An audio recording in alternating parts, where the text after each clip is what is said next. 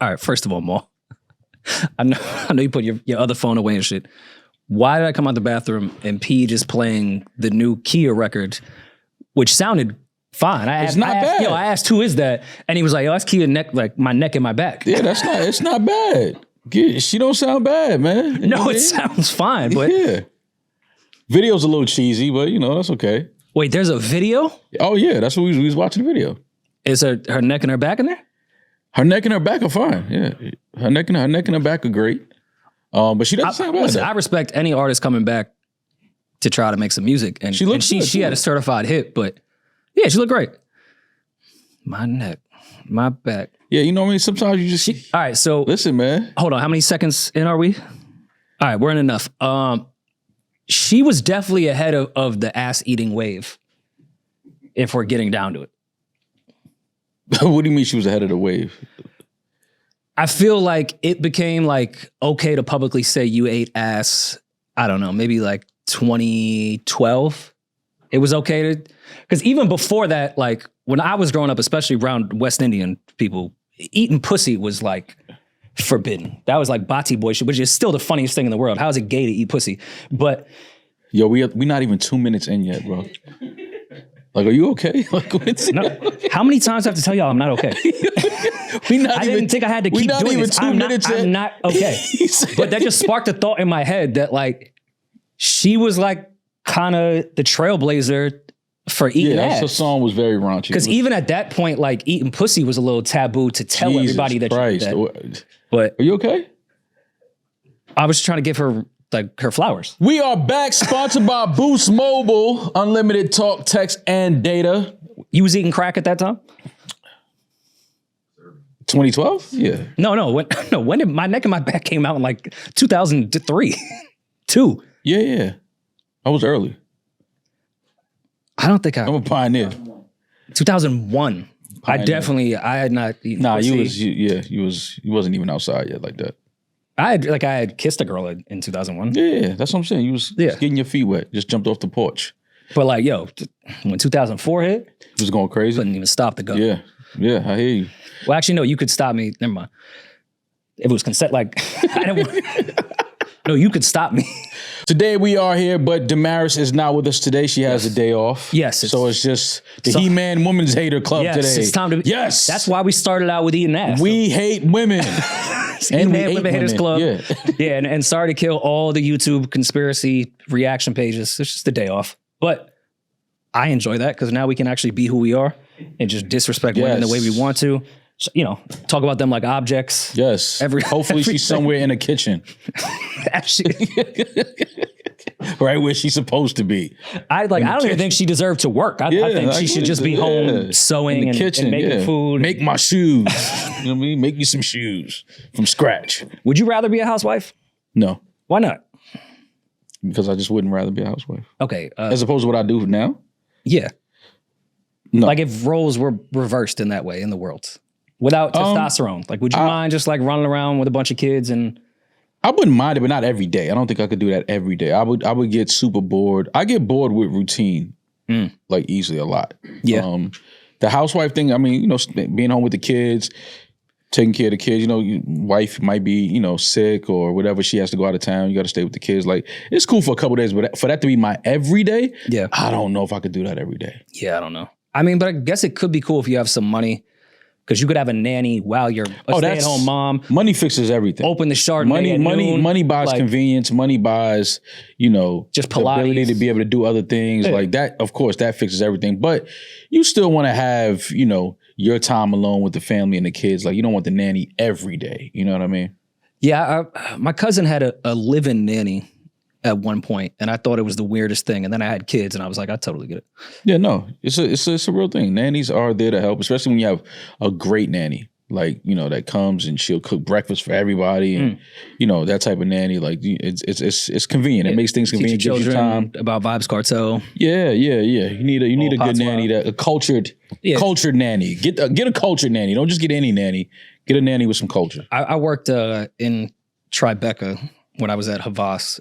And just walking outside during lunch to watch like all the West Indian nannies with white kids was like by far the funniest thing in the world. Like those. Is there not a documentary on that yet? I feel like that needs to be a documentary. I'm sure it'll come eventually. That has to be a documentary. Once those kids start fucking the amount of Tony West Indian mothers I see on Madison Avenue, like coming out of like the Polo mansion. Yeah. I'm like, yo, that's not your kids. Yeah. Like, once the kids start like do a little dirty wine, it's over. Yeah, we need a West Indian nanny documentary. Like, tell us about how you raised the guy that is now the CEO of a Fortune 500 company. Like, is that a specific New York thing? Like nanny wise, I'm sure. No. I'm sure. Like in California, Florida, it's probably more like Spanish nannies, right? Or Haitian nanny. Well, yeah, I can see that. California, again, it's definitely stereotyping. Yeah, but it's definitely, just depending on the culture that's in that city. Absolutely. But you could say like that's not a black nanny. That's a West Indian. It's a difference.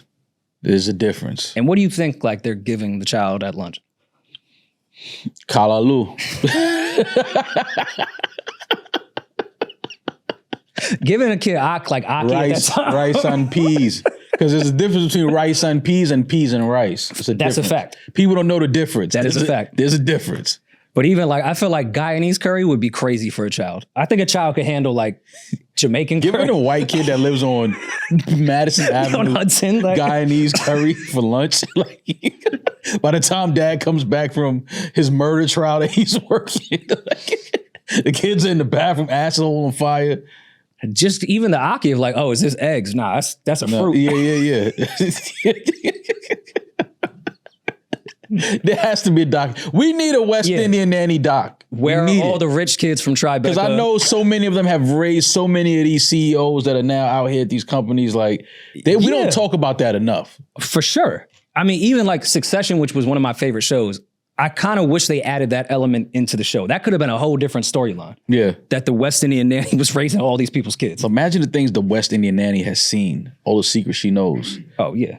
But shit. When they go back home, when they take that barrel of clothes back to the island to give everybody, they telling all them stories down there. But even like, that's why they're the best nannies, because it's in middle-aged West Indian woman's nature to hold it down. Oh, yeah. She's seen, you think the shit in Tribeca is crazy that she's seen. She's seen some shit on a farm in Guyana that's a fact. She will never talk about. That's a fact, absolutely. She don't care about you doing lines. Yeah, we need it. Let's get that doc soon, man. Please, somebody put it together. New York. Let's start with the New York West Indian nannies first. Let's start there. And then we can treat it like baddies. We can go to different countries, different cities. I got baddies, do nannies. Or like, it could be like a fun experiment to flip it.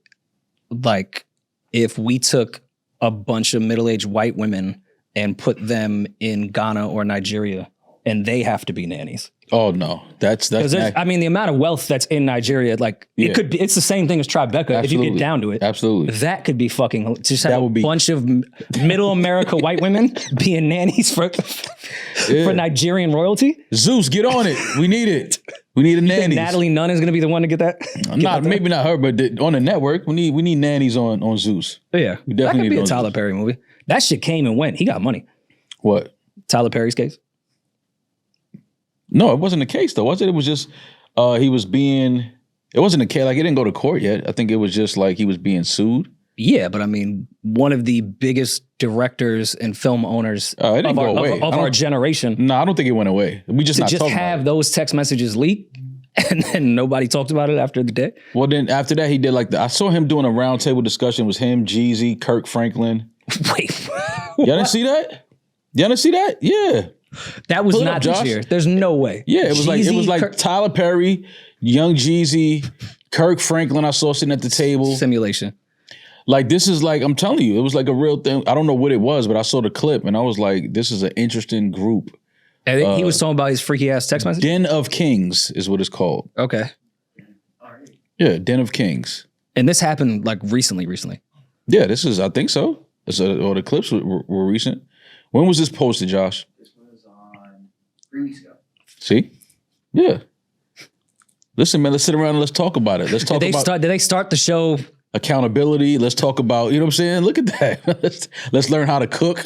That's what you do after text messages come out. Got to wear all white with pearls for sure. You gotta have a Gucci tracksuit on. You know, and you check in every box. Former alleged coke dealer now turned his life around. Got the church there. If anybody knows how to cook, it's Jeezy. I can assure you that. I mean, what do you think ingredients that he uses for most of his dishes? It's got to be a lot of baking soda. It's got to be. he's heavy on the baking soda. He's a baking soda type of guy. What do you cook with baking soda? I mean, it depends. The base. You need the base. You need a good crust. You know what I'm saying? You need something that's going to lock up. You know, baking soda's going to help it rise if you're baking. Yeah. You know, it's his going to lock up. It's pastries. going to rise. Yeah. Pastries is his expertise. I'm guessing. I'm guessing. I'm guessing pastries. Nobody finds that odd that like people were smoking things that takes the smell out of your fridge? No. I mean, we drink Coca-Cola, so Yeah. No. that takes stains out of cars. So Yeah, but you need baking soda is actually really good for you in general, though. Baking I mean, soda it's is the great. best cleaning product in my opinion. Yeah, baking soda is great for you. You need that. How did I skip over this though? Yeah, Den of Kings. I don't know. I didn't watch it. I saw a clip. Shout out to all these successful men. Yeah, but I don't know if this was shot before the text messages of Tyler Perry were released or after. But yeah, I saw this clip floating around. I didn't sit down and watch the entire episode, but I just thought it was an interesting. I'm not sure who the other gentlemen are, but seeing Kirk Franklin, Jeezy, and Tyler Perry in a kitchen, that's something that I feel like I should watch. Always just have to go back to God. Yeah. Every time you get into some shit. That's a fact. What do you think Jeezy thought in his head if this happened after the text messages? What am I doing here? Why me? Why now? Ty, what were you doing? Yeah, why am I here right now? Yeah, but I don't know if that case has any real legs though. Oh, I don't know what's true and what's not. Yeah. I'm not here to say that he's guilty of anything. I just think they were funny text messages. Yeah, no, very funny. Very funny. Like hilarious, actually. Yeah. And you're a very creative person if you just make those text messages up. But we saw You're this- even more sick in the head if you can concoct a fake text messages like that. Yeah, no. I think it's real text messages, but I don't know if there was any crime there though. I mean, what do you think if you had like the talent that Peeje has where you can Photoshop anything, how do you think that would change like your personal life? Like the need to like lie in situations would for some reason be very high to me where I could like doctor a text or something. Yeah, but I wouldn't do that, but it just to have the ability that Peeje has. just know that you can do like, it. Yeah, like to can get out of manipulate it. a situation when your back is against the wall, I feel like Photoshop would be the greatest tool ever. Yeah, but you would only need that if she gets your phone, I don't care how well you Photoshop. Yeah, I mean, it's like, over at that point. It's over. But like if she's just assuming or, she thinks that you're texting somebody, you can be like, send some screenshots like, yo, look, I don't even mean like, I don't talk to this person. It's nothing there. Like it's just regular conversation but if she has your phone, it's over. It's not, I don't care how great you are at Photoshop, it's over. I don't know. I feel like my need with that would be very light where it was like, yo, I called you. And then I would just like add the number into a screenshot. It wouldn't be like crazy. I did call you back. Like, yo, I called you back. Like, look right here at the time. Yeah, I don't have it on my end. What do you mean? Like, here's a screenshot I the call called you. log. Yeah. Look, That's as far as I would I called you probably take twice. it. You got to put two. I called you twice. Now I have to ask Peeje what type of diabolical Photoshop shit he's done with his craft. Yeah, he's definitely done some crazy shit. I know for sure. Peeje ain't gonna tell us, but he definitely did some crazy shit with Photoshop. 100%. I would definitely consensually make my dick way bigger on a dick pic. So we got new music. I'm just trying to make you uncomfortable today. Some new Trying to music make you dropped. uncomfortable. New music dropped Friday. While I am happy that we get new music and we get a lot of good new music, right? Mm-hmm. I do think that it's bad that we get this much new music. Why? It was 3 albums as far as like bigger artists. Yeah, but I feel like we just got the Clips album a couple weeks ago. And a few weeks ago. Alfredo too. We just got Alfredo 2 a few weeks ago.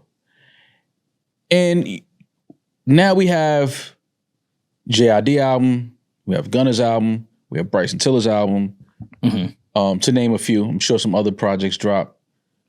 But like, when do we have the time to really like listen to all of this? Because we spent so much time. I was having a conversation with my boy the other day, and in the conversation we were talking about how we've lost the connection to music. Like there's times now where I could love somebody's album and I don't even remember the lyrics to the raps. Before, if I loved the product, this album is crazy, I could recite every song because I felt like there was a different connection to it versus now we do everything on our phone. If I'm listening to music on my phone and then I get a text message or I get a call or somebody sends me a clip and I got to watch this clip, it's like you're being pulled away from what I'm really like, I'm listening to music on my phone. So now if I got all these other things happening, there's like this connect, like I hear the music, I hear it. Like I'm listening to the album, but there's no, like the connection or the like, there's something, there's like a wall in between us and really connecting to the music, it feels like. But I don't think it's a music thing per se. I just think it's an entertainment thing. Well, music entertainment. Put it into that as well. Music is just folded into that because, I mean, even the way we binge shows, like, imagine if a season of The Sopranos was available one day, not spread out amongst 14 weeks, where you watched an episode, you talked about it with your friends for the whole week, you made predictions, you did all that. Like, you can just binge things immediately. And then on top of that, you have every bit of content in your phone on social media, whether it be TikTok, IG. Like, music is going to fall to the wayside in that regard. And it's so much easier to make music now. It's easier to make it. It's easier to put it out. So in that regard, you have, and we'll get to the Bryson thing, but you can put a double album out. But the contradiction there is I feel like no one has the attention span for it. So it's easier to put it out, but you're putting it out to consumers that don't have the time or attention span to listen to that amount. So yeah, everyone's fucked in that regard. Like imagine working on a Netflix series for 3 years and somebody binges it in one rainy Saturday and then says, where's season 2? Yeah. Yo, I just put my life into this shit. Yeah. Yeah, it's access to everything. And even when I'm watching something I'm engaged with, I'll look at my phone and start scrolling through. I'll see that. Right. And I'll get distracted. But and music is the same way. Like, it's very low on the totem pole if you're not like a real lover of music. But even the songs are too much. I love the technology now because again, literally I could pull up any song. I could be thinking about a record and type it in and pull it up and listen to it. So I love Siri. You can start saying the lyrics to Siri. I love that aspect of it, but there is a difference in the way I connect to music now than I used to. Like when I had to literally buy physical music or CD or album, there was like a different, even if I didn't like it. Because you could only carry so much with you. Like, right, I used to carry the big CD booklet, but even then, I would keep one CD in my But this is what I'm saying. I think it's too much now.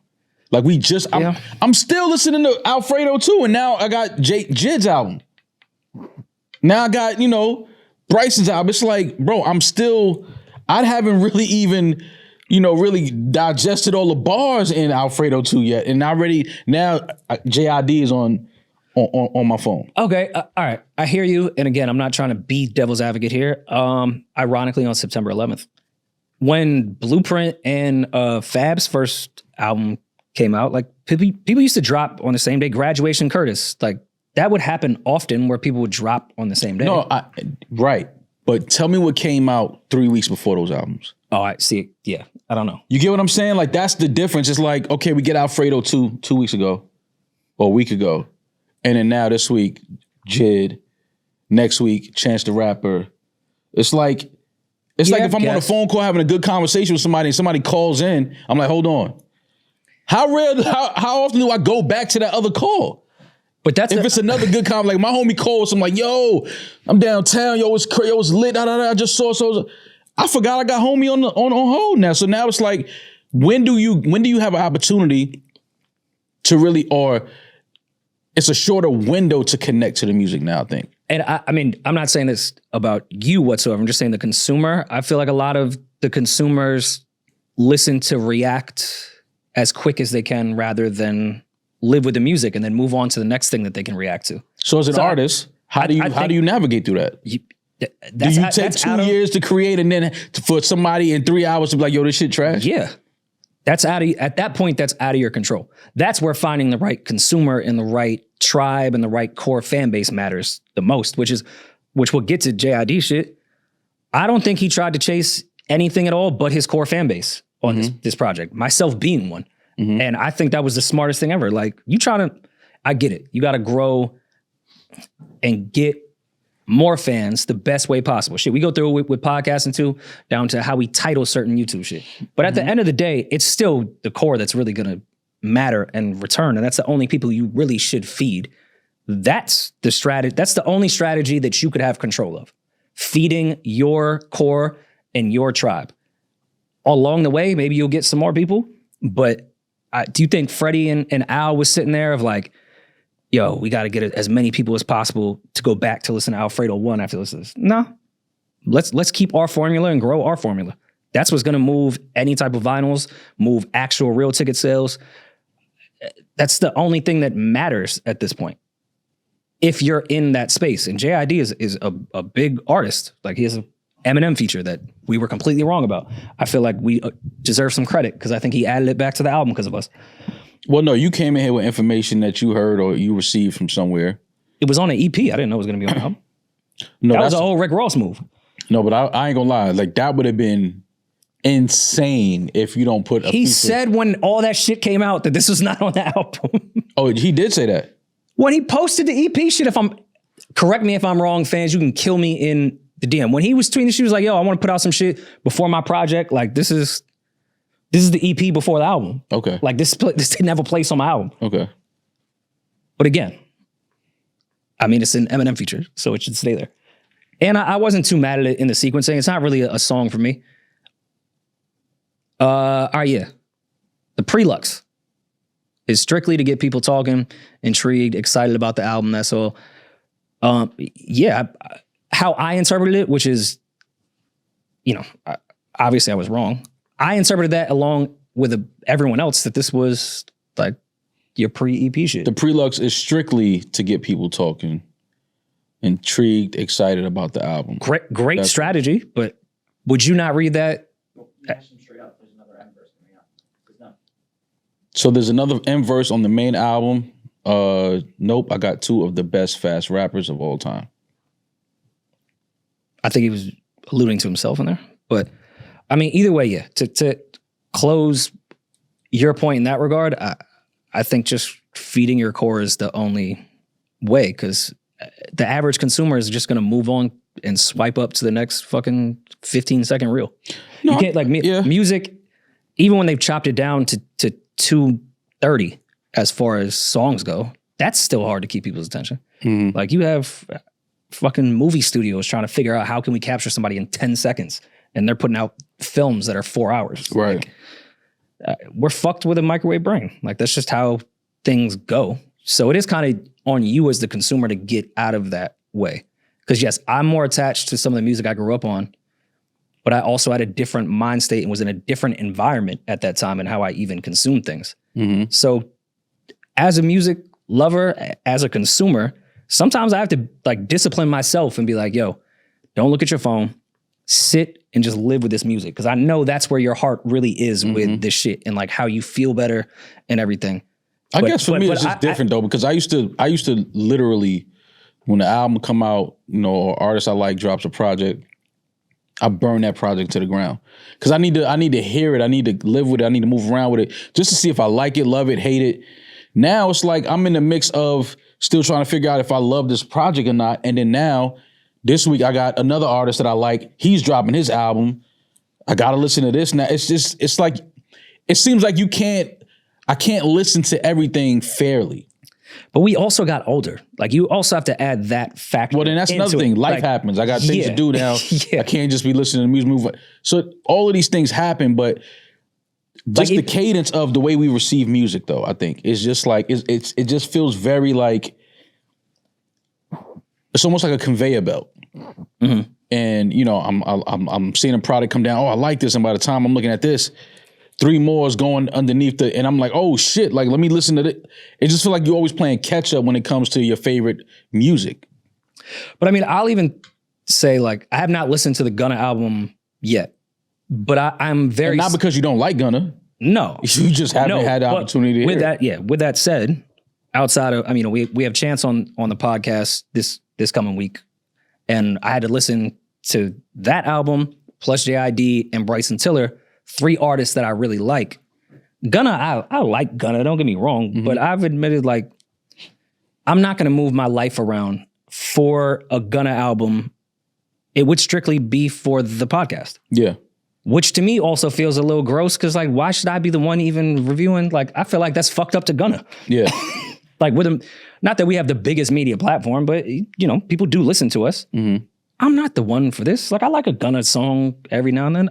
I'm not gonna sit there and do a deep dive on Gunna. Right. And that's nothing negative about him. Right. It's Just- my taste. Yeah, it's just your I'm taste. sure Gunna would look at some of the music I listen to and be like, dog, that's whack. Mm-hmm. That's just, I don't Turn know. that off and listen to my project. Yeah, like that's just how life goes. So you also have to take that into consideration. Never in my life, even when I would be completely free and have nothing to do, would I run to go dissect a Gunna album. Yeah.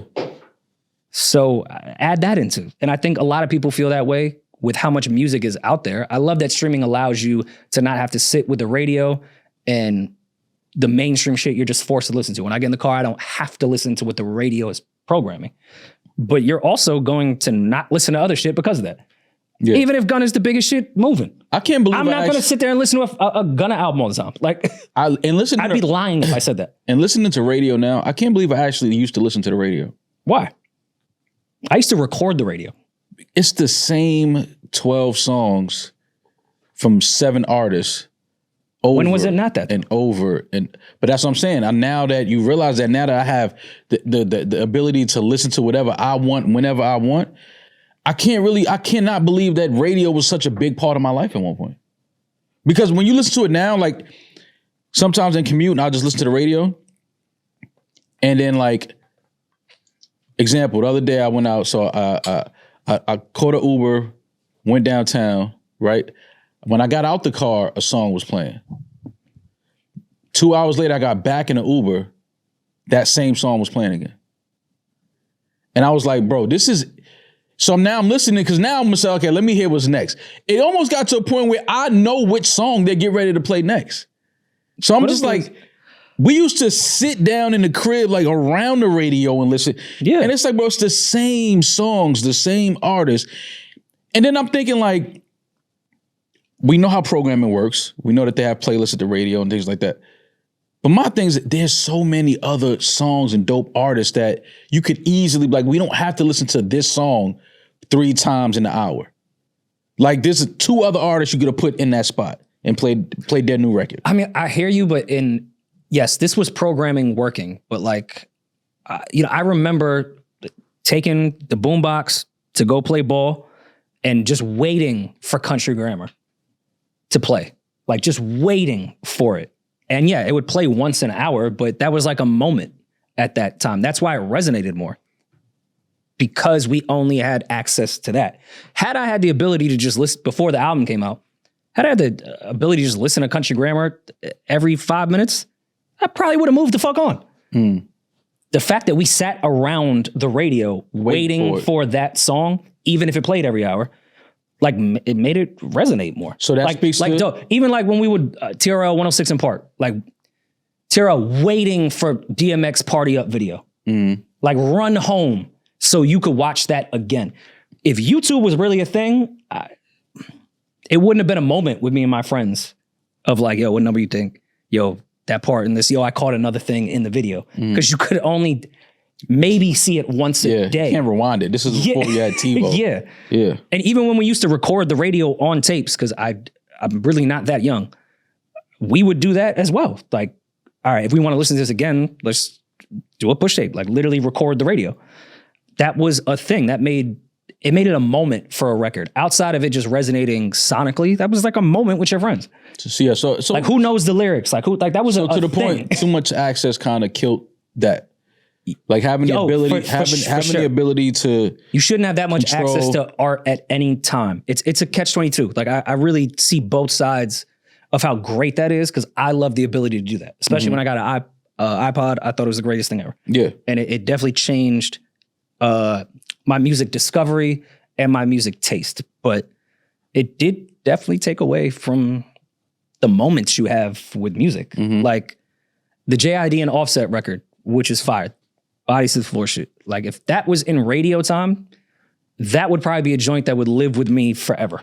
Right. But now, I don't know. I mean, I like it. Yeah. But too much access. Yeah, I'm not waiting for that record to come on because I can just play it. Yeah. So well, JID dropped his God Does Like Ugly. I'll take my sunflowers. I texted Demaris. She owes me some sunflowers as well. Yes, you did. At the top of the year, I believe you said JID will drop the best rap album. I said JID and Clips will be candidates for rap album of the year, and I think I'm there. It's only been 2 days, plus obviously we had to listen to the Chant shit. I had Amara the whole weekend, and studio sessions.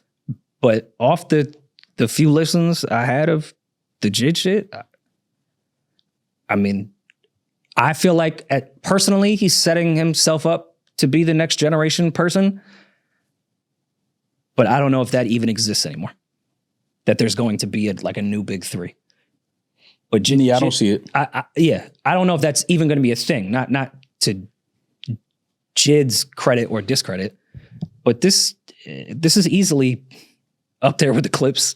Alfredo too. Was I the only one that listened to this shit and thought it was fucking incredible? No, so it was Sunday.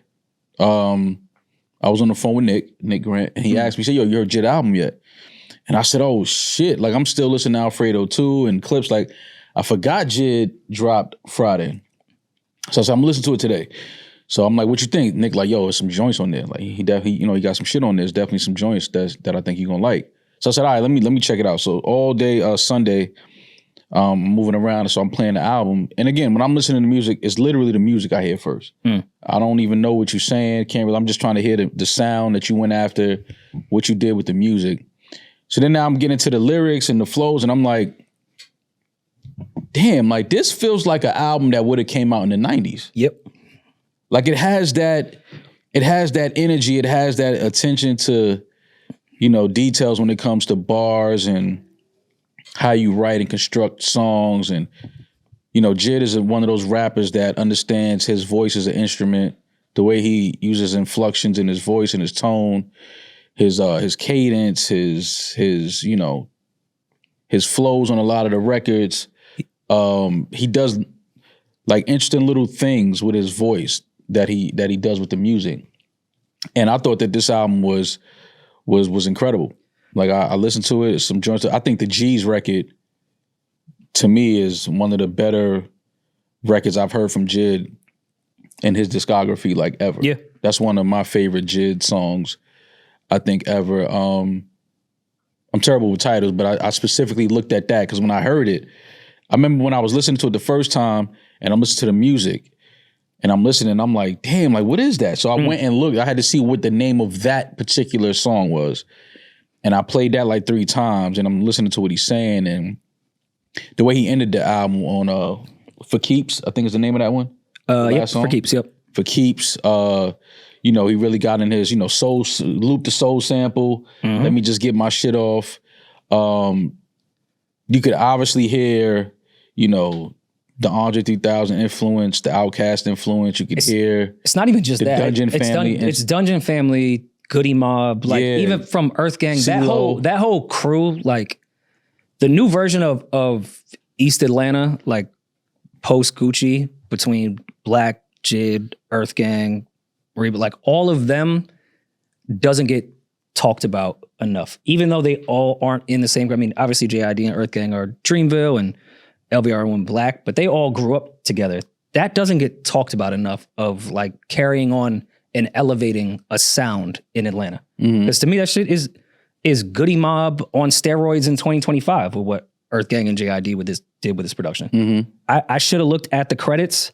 I don't know the full production breakdown, but yeah, on the side of somebody that could just rap really well, Atlanta artists are great at rapping really well, but making sure that we're going to make good music. Yeah. Music goes first in Atlanta, lyrics go second. And I don't mean that as a slight. Because I think 3 Stacks, who's one of the greatest lyricists ever, if you want to get down to it, he's going to put music way before lyrics with everything. And that's where Atlanta always wins. And that's what I think JID did on this album. We all know he could rap just as good as anybody in 2025. To me, that wasn't the focus. It was content of what he was saying. And it was melodies. It was how he was arranging his flow on certain things. Nothing about outside of Animal Volume 1 was, I could rap better than y'all. Yeah. It was music. I could have did without that record, though. I mean, Yeah. Just being honest like that. And that's my thing. Even the album is incredible. I think the music is great. The you know, lyrically, his flows, everything. Like JID paid attention to every detail when it comes to constructing. Yeah, fucking Sierra on that shit, Atlanta, legend shit. The features was dope. Obviously having the clips is fucking crazy. Malice might have another verse of the year. Dog. On that Push and Malice both went fucking on that nuts Community record. Pastor Troy. Yeah. I mean, showing my age of just how great it was to hear from Pastor Troy. Yeah. But yeah, I can't say enough about this project. Shout out to Vince. Vince got a crazy verse on that VCR's record. No, it's crazy verse on that VCR's record. Don Toliver, I love that. I love that Don Toliver record. I was, you know, when I saw the Don Toliver feature, I was kind of like, you know, seems like completely different worlds. But, you know, you quickly realize how much of an artist JID is. He's not just a rapper. Like, so mixing him with Don, it looks kind of like, to the eye, like, what would they do together? But the record is dope. But that's very much to what I was saying before of like 3 Stacks. Like once 3 Stacks went on his like feature run, it was always on records that you wouldn't expect. Yeah. Even when he would do his freestyles of Walk It Out, and like he would always go on things that you'd be like, all right, I didn't expect you to go on this. Even with whether it be James Blake, whether it be Frank, like all that stuff, he always found a way to be on something different. And I think JID has that same ability. Yeah. He can show out on anything and not sound weird. Of Blue, phenomenal record. Yeah. No, I think Don and JID could do an EP tomorrow and it would sound great. Yeah, but, no, I was definitely again, you know, always liked JID, always supported JID, think he's phenomenal.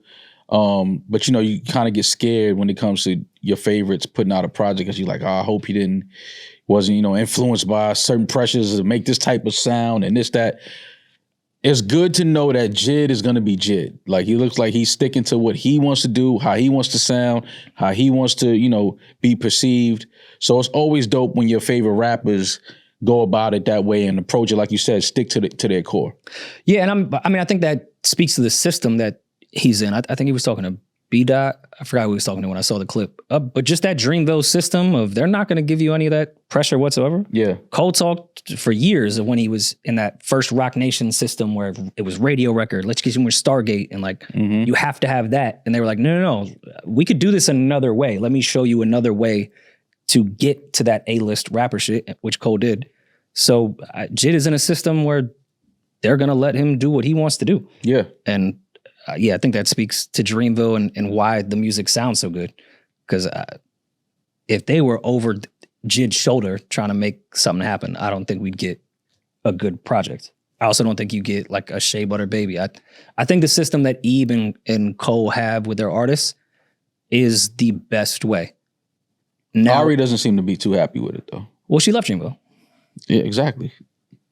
Yeah, but I mean, I really don't know like the politics of that. But before they let her, even ASL, like they let her do her thing. Mm-hmm. So, I mean, I'm not sure contractually what that looks like, but JID spoke very highly of what it was like working with them in the major label system. And they did right by him. I don't know Ari's take on that, but I think everyone kind of just gets left alone. And you could do, some people maybe don't want to be left alone. Yeah. Maybe some people want more. Can't be left alone. Some people maybe want more support in what they're doing. Like Earth Gang, I think, is incredible because they're left alone. Now, you could say if they weren't, maybe they would be bigger because they're like two of the most talented fucking people I've heard in the last 15 years, but they're left alone. Yeah.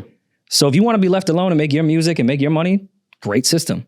If you want the major shit and like, all right, we're going to go buy you a hit somewhere, then maybe it's not the place for you. Yeah. And I don't know if that's the case with Ari. I really don't. But well, either way, shout out to JID, Jitty JID, God Does Like Ugly, available now. Stream that, download that, play that, support that.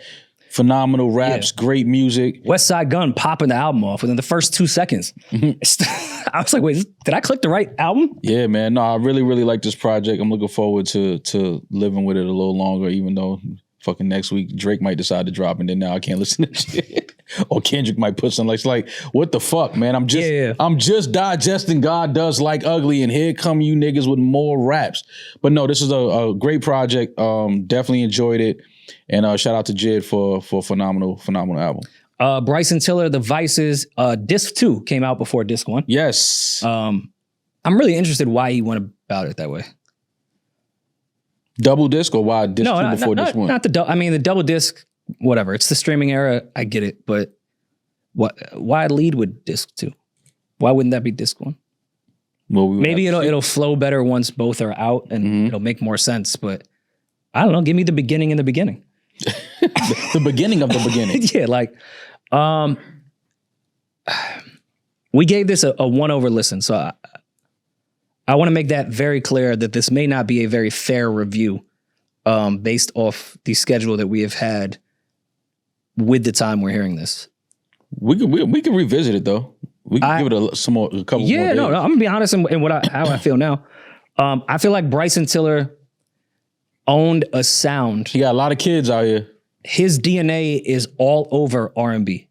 People that y'all claim are innovative, they're babies of Bryson.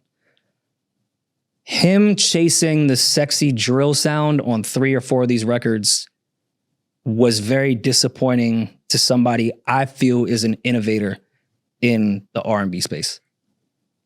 You don't want to hear him on those drums? No. Why not? I just don't. All right, 1, cool. That's fine. I get it. It's the times. But it was like the first 2 records and then No Sharing, I believe it was. I don't need 3 sexy drill records. Mm-hmm. I don't need 3 of the same fucking beat. And I just think the words are too important to go over the same shit that we have already. Mm-hmm. Like, you're not that. Bryson started an entire R&B movement, an entire R&B pivot to then go back to what is trending at the moment. Mm-hmm. I just don't get it because he's not that. Yeah. Well, I only had time to listen to the music. I didn't really get into what Bryson was saying. But the music, I'm not mad at. Music sounds good. It's a lot of the Bryson feel. It's Bryson. Trap soul DNA is in there. Some of the calypso DNA is in there. Yeah. Which sexy drill takes a lot of calypso shit. Yeah. To begin so with. I like it. Just listening to the music, I want to go back and, really get into what Bryson is saying, what he's talking about. But just off of, I think I listened to it once and then we were playing it in the studio earlier. Just listening to the music, I'm not mad at it. It sounds it's right on par with what Bryson does. It's his sound. I know you said you don't really want too much of the sexy drill shit, but that's not too far for the trap soul shit. In the, okay, I mean, I guess you're right in that regard. It's not too far from the trap soul. That's why I say all of Bryson's DNA is over everything, because I do think the sexy drill shit is pretty much drill music with trap soul. Yeah. Like that's his sound, but I mean, do it in a more innovative and creative way. Like that could have just been any sexy drill beat from the Bronx. Like I feel like I could find that beat on YouTube if I typed in sexy drill beat. Mm-hmm. And I just feel like Bryson's better than that. But don't get me wrong, like Burnout I thought was incredible. Money Shower interlude is fire. More Than Money. What's the Rick Ross joint? Mini Cut. Like I liked records on this first disc. It makes me more curious what's on disc 1. Mm. Like why this approach? I think it'll probably why do we need this? I think it'll probably be more R&B. I think it's gonna be straight R&B. Yeah, fucking music is really what I think it's gonna be. But yeah. But Bryson is, I mean, just like I said, the music is still Bryson. Is still Bryson there. Of course, he's not gonna. His pen did not miss on it. He's one of the greatest writers. Period. Mm-hmm. But I don't know. It's my personal taste. I'm sure everyone else likes hearing him on Sexy Drill, but I would have just like one flip of like, oh damn, all right, we got Bryson on the new sound. I didn't need fucking 3 of them. Right. That's really where I stand on the entire thing. But again, I don't know if it's tied to Vices. There's a deeper meaning. I don't know. He's fucking bitches to Sexy Drill and he's trying to live his rhymes. It's his vice. I don't know. Yeah. But I liked it though. The music sounds good. I'm definitely gonna listen to it some more today and the rest of the week just to kind of get into the music a little more. But it sounds great. It sounds like Bryson Tiller. It sounds like he got another project to add to his discography that we gonna fuck with. So yeah, Bryson Tiller, The Vices, available now, disc 2, not 1, disc 2. Maul, have you ever been walking up 3rd Ave and then you saw a phone plan and was like, wow, that's a great price? No, I saw some bloods though. And then a few months later, after you purchased that in front of the Damus, you say, yo, my bill is way higher than what I thought. Absolutely. With Boost Mobile, you pay $25 a month forever. That's unlimited talk, text, data starting just at $25 a month. No price hikes, no contract, forever. Plus, Boost Mobile is now a legit nationwide 5G network. They've invested billions. Hundreds of billions. Yes, into 5Gs and satellites and all those things that the flat earthers don't think exist. Right. But Boost did it. Right. Visit boostmobile.com or head to your local Boost store today and get unlimited talk, text, and data for $25 a month forever. 5G speeds not available in all areas. After 30 GB, customers may experience slower speeds. Customers will pay $25 a month as long as they remain active on the Boost Unlimited plan. This is an ad by BetterHelp. Did you know that workplace stress is now one of the top causes of declining mental health? In fact, 61% of the global workforce is experiencing higher than normal levels of stress. You can't just wave goodbye to work, but taking small steps for your wellness can yield big results. Hit play on your favorite podcast or song, sit in the sun, or take a walk daily. And while holidays are nice, they aren't a long-term solution. Don't forget therapy can be ongoing and can help you build resilience to handle the unexpected challenges that workday or any day can bring. With over 30,000 therapists, BetterHelp is the world's largest online therapy platform, having served over 5 million people globally. It's convenient too. You can join a session with a therapist at the click of a button, helping you fit therapy into your busy life. Plus, you can switch therapists at any time. Finding work-life balance can be hard. Getting the help you deserve, that should be easy. Visit betterhelp.com/Rory Mall for 10% off your first month. That's BetterHelp, HELP.com/Rory Mall. There's an announcement right before we got on mic. Cardi B is putting out a record this Friday, right? This Friday, Imaginary Players, naturally off our New York brains, we're assuming she's referencing the Jay-Z song Imaginary Players, no? Yeah, so she put out a video explaining that I think one of the ideas she had for the announcement or how she wanted to roll out the next song was kind of spoiled. Yeah, so I guess somebody leaked the announcement and title. Yeah. Is from, again, we're recording this literally right now at 5 o'clock on August 11th. But yeah, it appears once again that this feels a little rushed, and I'm not trying to shit on Cardi. What feels rushed, the announcement or? Just the entire thing, because but she wasn't trying to announce nothing. So it leaked. I know, but it feels very like reactive because how Outside came out is because it leaked. Mm-hmm. Which she even said, you know, after she had some words for us, which was fine, but she went on to say that they had to pivot because it leaked. Right. And now she's saying, all right, well, I had a better idea of how I wanted to put out Imaginary Players, but clearly it leaked, the title leaked, so now I have to figure out what the fuck to do for Friday. Mm-hmm. So I'm not saying rushed per se, it just feels sloppy, and I feel for Cardi. This is not a slight to Cardi whatsoever. Like, what's going on internally with Atlantic that would, unless this is the strategy, and this is like the deeper rollout that I don't really fully understand yet, that this is the leak rollout, that, hey, we're just going to keep leaking shit and then react to it. I don't know, that could be it. But I do have a very deeper Barb theory with Imaginary Players. Because Cardi was saying in that clip, was there some version of it being hard to get that record to be put out? Well, she alluded to saying this, if I got to tell you one day, I wish I could tell you the story of what I had to go through to get this record, you know what I mean, I guess done or whatever. This is a full theory. What's like full theory, guys? I'm shooting the shit right now amongst friends. I think Cardi had an Imaginary Players beat that was a flip of the Jay-Z record, and she wanted to use it, and Hove said no, and then Nicki went on all her fucking insane Dez, Hove. I'm sure if I refresh my timeline right now, she's probably still going. I think Hove probably went, oh, Cardi, you want the sample? I got you. And gave it to her? Mm-hmm. You think I fully think Hove cleared the Imaginary Players sample based off everything Nicki has been doing.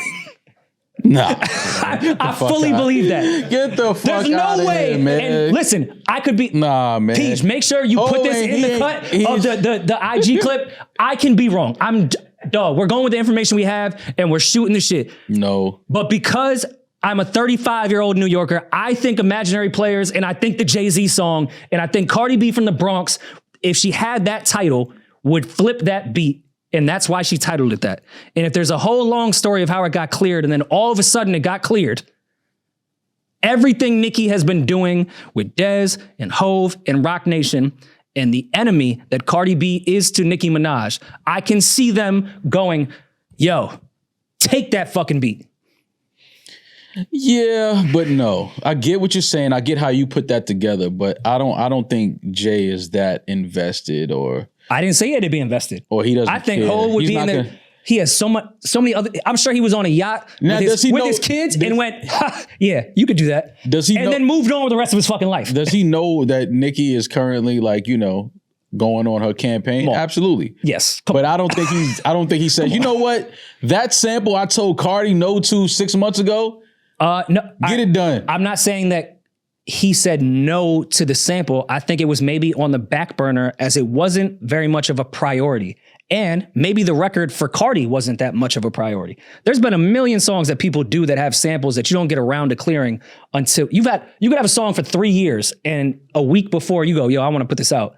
Then it becomes a priority. Now with everything that's going on with Nicki,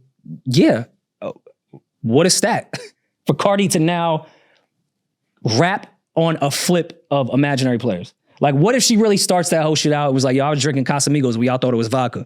Like, what happens then? Nothing. To answer your question, are you asking me? Nothing. I mean, Like- I'm gonna just listen to it. Nah, that beat, the Imaginary Players beat is too iconic.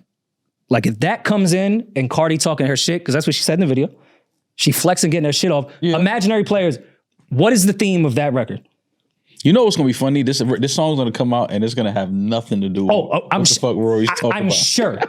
I'm It's sure gonna that's what it have is. nothing to do with Okay, the shit you but said. let me put the pieces together. Yeah, no, Bill. Of her going, yo, this is one of them joints, I'm just really flexing and getting my shit off. Right. I would say volume 1, that was the first time Hov was really talking, not just drug dealer talk, like what's a 4.0 to a 4.6? Like that record in particular, 30, 40 grand cocksucker beat. Like he was flexing so crazy on that record about everybody else. Why would Cardi's flexed on a million records? Right. Why is she using those words in particular? Imaginary Player. Oh, okay. I get it. We're gonna wait and see. When did she say this was coming out? Did she Friday. say? Friday? But I guess they had to pivot. It could be, this is how Lucian's son does things. I don't know. Listen, Cardi, I love you. I know it may seem like I don't, and I be, you may take some things I say out of context, but I love you. Anybody from the Bronx, I know how I feel. I'm supporting the Bronx every day. But I'm worried about this album though. It's just too many things that's happening, leaks and, things not feeling like, Cardi doesn't seem like she's happy with the way a lot of shit is going.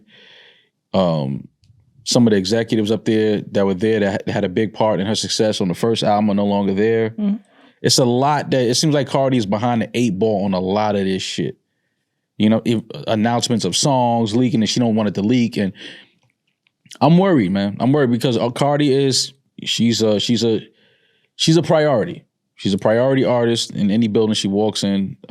Had great success on her first album. One of the biggest stars that we have. And I'm happy to see her always win in whatever she's doing.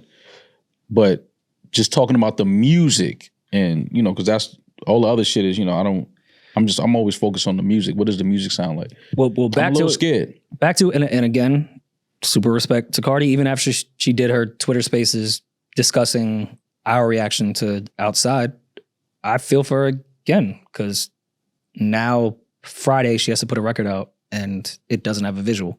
And she's a visual leading artist. Like that's very important in what she's also amazing at. So I feel for the second single. I mean, she said with Outside, they didn't even have artwork. Like they just fucking, all right, whatever, we'll do that. Now it appears like she has to do it again. Yeah. But this could be a crazy strategy where this isn't on the album, Outside's not on the album, even though it's in the track listing. But maybe they are shooting videos for the records that they are actually going to push. I just feel for the second time with Cardi's second album, that's the most anticipated shit for God knows how long. The first 2 records don't even have a video. That's crazy. So this is not a knock on Cardi at all. I feel for her. Yeah, no, that's this is fucked up. It's not Cardi's fault. It just seems like the things around her are just not going the way she wants them to, and envision in her head. And she seems like she always has to pivot and make adjustments with things that are out of her control, just things that are happening. But ultimately, it's her project, it's her album, so she has to stand behind everything that happens with it. Man, so yeah, when I say scared, meaning like it just feels like she gotta do too much. Figuring it out and making up for mishaps and things like that. And it's like, she's supposed to just be the artist, and she has this vision, and she has a team around her that helps pull the vision together and execute it and get it out. Like, let Cardi create the vision and, the way she wants things to look and sound and feel, and then put the team around me to execute it. But it seems like, things keep happening where she got to make videos like this and say, yo, I didn't want that to happen. I'm disappointed that it did, this, that, and the third. So it's like, I hope that doesn't take away from the music. I hope that doesn't affect the music. I hope that doesn't affect, her energy around the rollout and putting things together and, being on top of her game, because I'm rooting for her. I want to see Cardi do big shit. And with an artist, an A-list artist like Cardi, sometimes it's also not just about the music, it's how it's presented. Yeah. Like, that's a very important part. So that's where I feel. But I mean, I don't know. If I was at Atlantic now, I would say, yo, let's fly her to San Diego and let's shoot a live video at SeaWorld for imaginary players. Terrible segue, but I love it anyway. No, you don't think like that would be a thing if Cardi went to SeaWorld? Like, if we have to shoot a video, let's do a live stream. No, it's anywhere Cardi goes publicly. You don't think it'd be crazy with not SeaWorld. Cardi next to Shamu rapping? Like, that would be the way we get the visual? That would be It'd be crazy. live stream. That would be crazy for anybody next to Shamu rapping. And you could do it like 3 times too. Like, let's go back to 1, start it again, and we like tell Shamu. That would be a moment. We didn't get it. Do it again. I think that would Shamu, be fucking hilarious. Wrong. You didn't hit your cue. Go back. You're not getting no fish. We'll do it again. And Cardi's hilarious. Like, I think a live stream of trying to do a live video that way would be so fucking funny for Cardi if you have to find last minute ways to put music out. Like, it wasn't so much a segue. Even though I heard Trina, shut it down. Can somebody shut SeaWorld down? Like, for real? Well, Peter tried for years, but y'all didn't let it happen. They used our culture to open back the gates. Look, everybody, Trina there now, shutting it down. With a tongue out. Shout out to Trina. I'm sure Baby D will be happy to hear that Trina shut down her performance at SeaWorld. I just think it's funny that SeaWorld is attaching themselves to our culture to be, cool, even though animals are being held in captivity. We got the documentary. We saw it. We were there. We saw the documentary. We should not be supporting SeaWorld, but how is it legal? Support Trina at the same time. No, like, seriously. How is SeaWorld I don't know. Still I have no idea. How are you allowed to do that? I have no idea. There's no regulations of everything we regulate on my own taxes of me, and I'm nobody in the country. I asked y'all how when the we first fuck are we allowed to? When we have first SeaWorld? saw this shit, I asked y'all. I thought SeaWorld was shut down. I thought SeaWorld was closed. I thought it was just completely shut down. They kill a trainer and just move them from Seattle to San Diego. Got it. Okay, all right, I get it. Yeah, it's some pre shit. Yeah, just go to SeaWorld. And you know what's so crazy between Seattle and San Diego?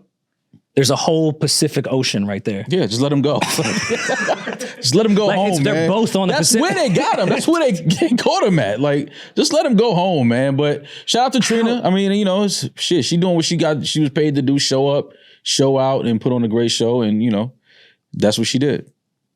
I would pod from SeaWorld, but they would kick us out within 5 minutes of our conversation. Yeah, because I'm gonna try to find the button to open that gate. Oh no, that back gate that goes right into. I would do right into the Pacific. Yeah, I'm opening. What was homie's name in Free Willy when got him over the shit? Yeah, I'm going dressed as him. I'm even bringing the baseball that he broke the window with, and I'm trying to break that fucking tank with a baseball. Oh man, somebody got arrested. Who the fuck gets arrested at SeaWorld? I mean, at a Trina performance at SeaWorld. I don't know. That kind of checks out. Trina don't got no songs that you should be getting arrested to unless you get naked. Unless you're taking your clothes off. Fair. Like, who gonna start fighting on a Trina record? No, there's plenty of Trina records that You start fighting? every collab with Trick Daddy, I might fight somebody. A girl's definitely fighting. Yeah. Because Trina, as much as she has sexual music, she has fight music for women. There was a whole list of performances. I think who's next on the list, because they put out a whole list of who's coming. I know Fat. I think Joe's it's like I Love the '90s. I Love was the on '90s there. is going. Yeah, that's Rob. Rob Bass going to SeaWorld is absolutely fucking crazy. I think it was a hologram of Prince. Was the next one. Wait till they try to get Michael Jackson. I Love the '90s tour. Color Me Bad. Rob Pace, Tretch, and Young MC. Is this the SeaWorld or this? They're calling it the SeaWorld Summer Spectacular Concerts. It's running until August 23rd. Baby Bash was there. Yin Yang was there. Soulja Boy Bow. They did their. Fat Joe was there in July. Waka was there in July. I Love the '90s tour was there. Trina was just there. So now we have Genuine this weekend. And then the Turned Up tour with Petey Pablo, Paul Wall, Jaquan, and Rory will be there August 23rd. That's a fact. In San Diego.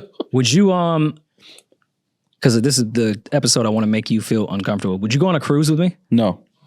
See how fast it's not uncomfortable? Okay. Just answered you, no. Okay, what if the cruise was the Lox, the Brat, Jizza, Juvenile, Lupe Fiasco, MC Light, Exhibit, Twista, Dead Prez, Lil Brother, Farside, Paul Wall, Cool G Rap, Onyx, Buckshot, Smith & Wesson, Nappy Roots, MC Shyrock, Ed Lover, House Band, the 400 Degrees Band, on DJ, just on DJ, DJ Jazzy Jeff, Manny Fresh, DJ Paul, J Period, DJ Scratch, DJ Evil D, DJ Cool, and it continues on. Then on top of that, you have Avion Crockett, Guy Torrey, Tony Roberts, Lance Woods.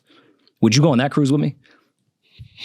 Is that not the greatest cruise you've ever heard in your fucking life? When you say a cruise and then you say the Lox is there, and you say Jizza and Juvenile, Lupe is Oh, there. damn, they took Fab off the list. I felt like Fab was on this at one point.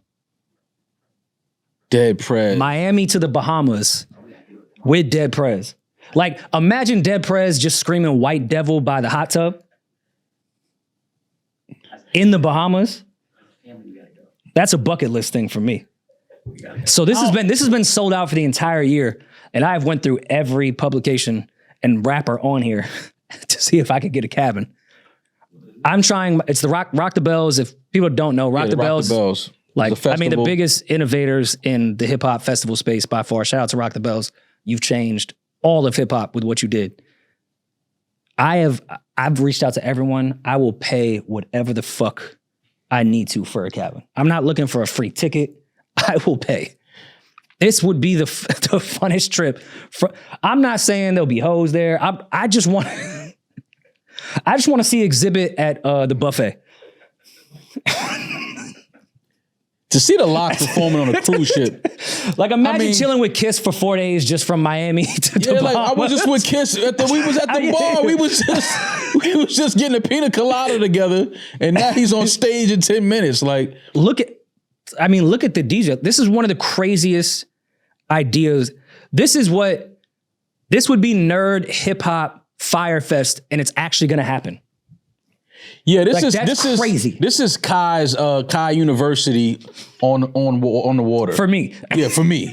This is the Streamers University in the ocean for me. Like, you got the Lox, and then you got because now when you get down to Buckshot and Smith & Wesson, that's Onyx. I don't know if I want to be on a boat with Onyx fans. I just don't know. I'm not saying it's not a hard no. I'm saying I don't know. But here's the thing. I think because it's a cruise, most of these people are going to be families. Like, the way as men we get dragged on family vacations. Most of these niggas is gonna be convicted felons too. Yeah, but they change their life around. I don't know. I don't want to find out on the water. And you don't need a passport if you're going by boat from. They don't have a passport. I know, that's what I'm saying. From Miami to the Bahamas, you only need one with flying. Yeah. If you're on a boat, you're good. Yeah. So yeah, I'm sure everyone is going to be that, but I believe in, redemption. And I think it's just going to be a bunch of. You believe in prison reform? Clearly, yeah. Look how they treat the prisoners. I fully believe in everything that the prison system does in the United States. Yeah. That's why we jail so many people, more than any other country in the world, is because we're thinking of reform. Absolutely. I think this would be the funnest people watching trip of all time. I would have so much fucking fun on this. That's a crazy lineup. Shout out to everybody on this lineup. It's an incredible lineup. The Locks, the Brat. I just don't know if I'm willing to be on the open ocean with Onyx and Smith & Wesson fans. I don't want to be on the train with Onyx and Smith & Wesson fans, let alone. Rock the bells. I'm telling you now, not that I have any value, especially to this lineup. I will host a 3-day podcast panel in the conference room just for a cabin. You don't need to pay me. I'll work for food. I will work for food. Feed me. Give me, the shit where everyone died in the Titanic, the people that was like in the bottom, like by the cars where they was, put me, I need to, the club quarters, whatever that shit is at. Yeah. Where all the employees is at, just put me in one of those bunks. You just need to be on that boat. I'll wear the same thing every day. I don't even need a suitcase if that takes up too much space. We talking shit and cracking jokes, but it's all in love. But this shit might be sold out. No, I'm telling you, so I can't, I've tried everything. It's sold out. I would have just bought a cabin. Oh, okay. It's sold out immediately. It's been, so never mind. Is some seats available? Is some rooms available? No, because last time I did that, they put me on like a waiting list. The wait's over. Don't tell me the wait is over. Don't tell me the wait is over. This is what you've been waiting for. Yeah, it's a waiting list.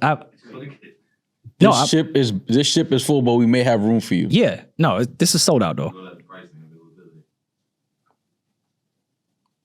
I mean, maybe. Oh, okay. We got action. But that's a waiting list. You can like try to get that. Oh, okay. I see what you're saying. Yeah. Got you. So I was trying to go like direct to them. Yeah. They'd be like, if one pulls up, like I'll cash app you, bro. Like, what you need? Yeah, who's scalping rooms at the You know they are. at the dock. Sticky fingers. Shout out to Rock the Bells, man. That shit look like it's gonna be crazy though. That's a crazy lineup. You wouldn't want to go on that with me?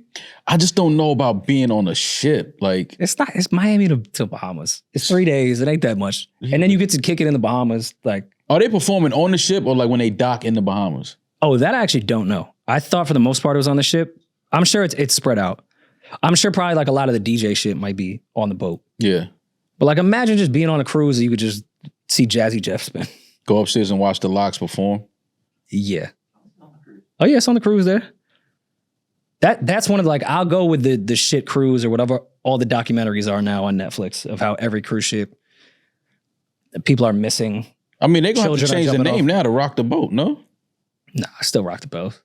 I mean, they're on the fucking ship. I think this is right. That's a layup. No Peeje. Rock the boat. You'd have to do a whole Aaliyah set. Look at what Josh is excited about. Blackjack. Smith & Wesson on there, Josh. Are you fucking kidding me? JID didn't do it for him. It was like Blackjack. You could literally go right outside and go play blackjack. You can have breakfast next to Curtis Blow. What the fuck are you talking about? Blackjack. I could have eggs with Rakim. What the fuck are you telling me right now? The soda fountain is free. Yeah. So Josh is there. Oh, man. But yeah, I mean, I really want to go. And I could do yoga at the basketball court. That shit look like it's gonna be interesting. And you know you could catch some like questionable bodies, but they'd have some good miles on them. Yeah, them girls would know what they were doing. Yeah, you need that experience, veterans. And it's veterans a cruise though. Yeah, so we just cruising, we just chilling. Like any chick that was like, "Yo, I'm here for buckshot," I know that head is crazy for sure. Actually, while we're on music, what's up with your man?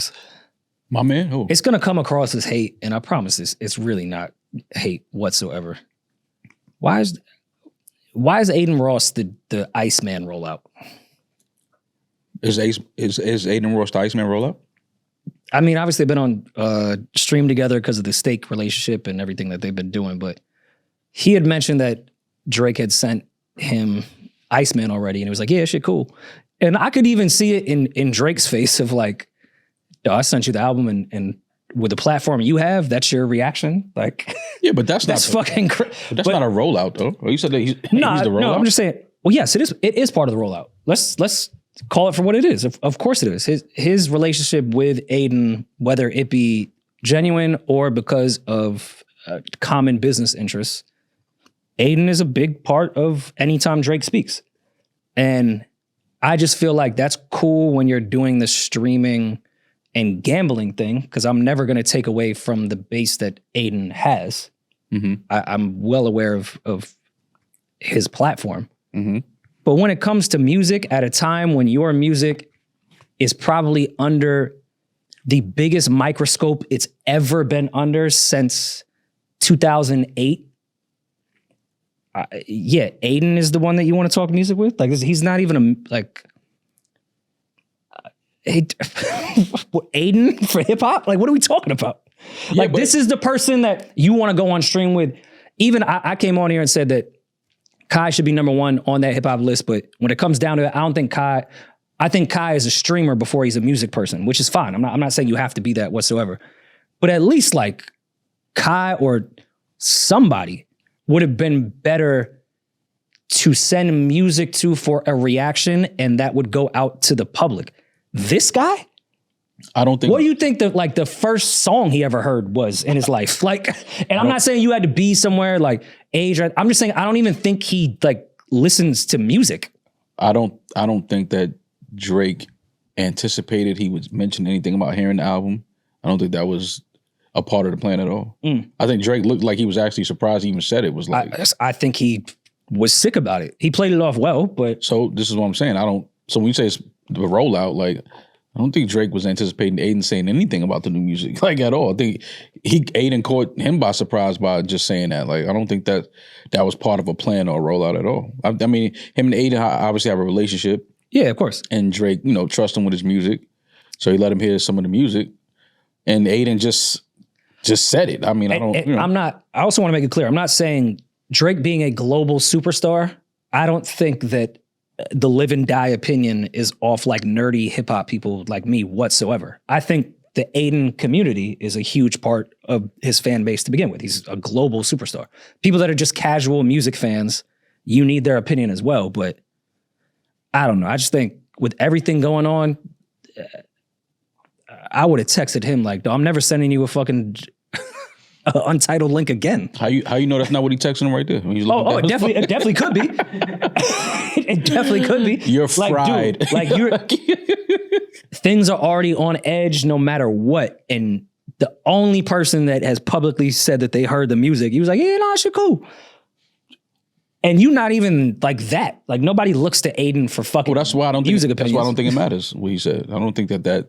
No, it just fuels. I would be frustrated because it fuels a narrative that's being carried already coming off everything. That's why I just think with certain, like, just stick to Gam, because he's talked about music with Adin before and I've never understood it. Like, that shouldn't even be your, I guess, wave with the music side. Keep to gambling, keep to just funny streaming shit with him. Yeah. Music, dog, that should be the last fucking thing that you even speak to that human being about. Yeah, but it don't matter, man. Drake is... Of course, it's a very small thing. That shit doesn't matter. That shit is very, very small in the bigger scheme of things. But again, him and Adin have a personal relationship, and Adin just, wanted people to know he heard the album.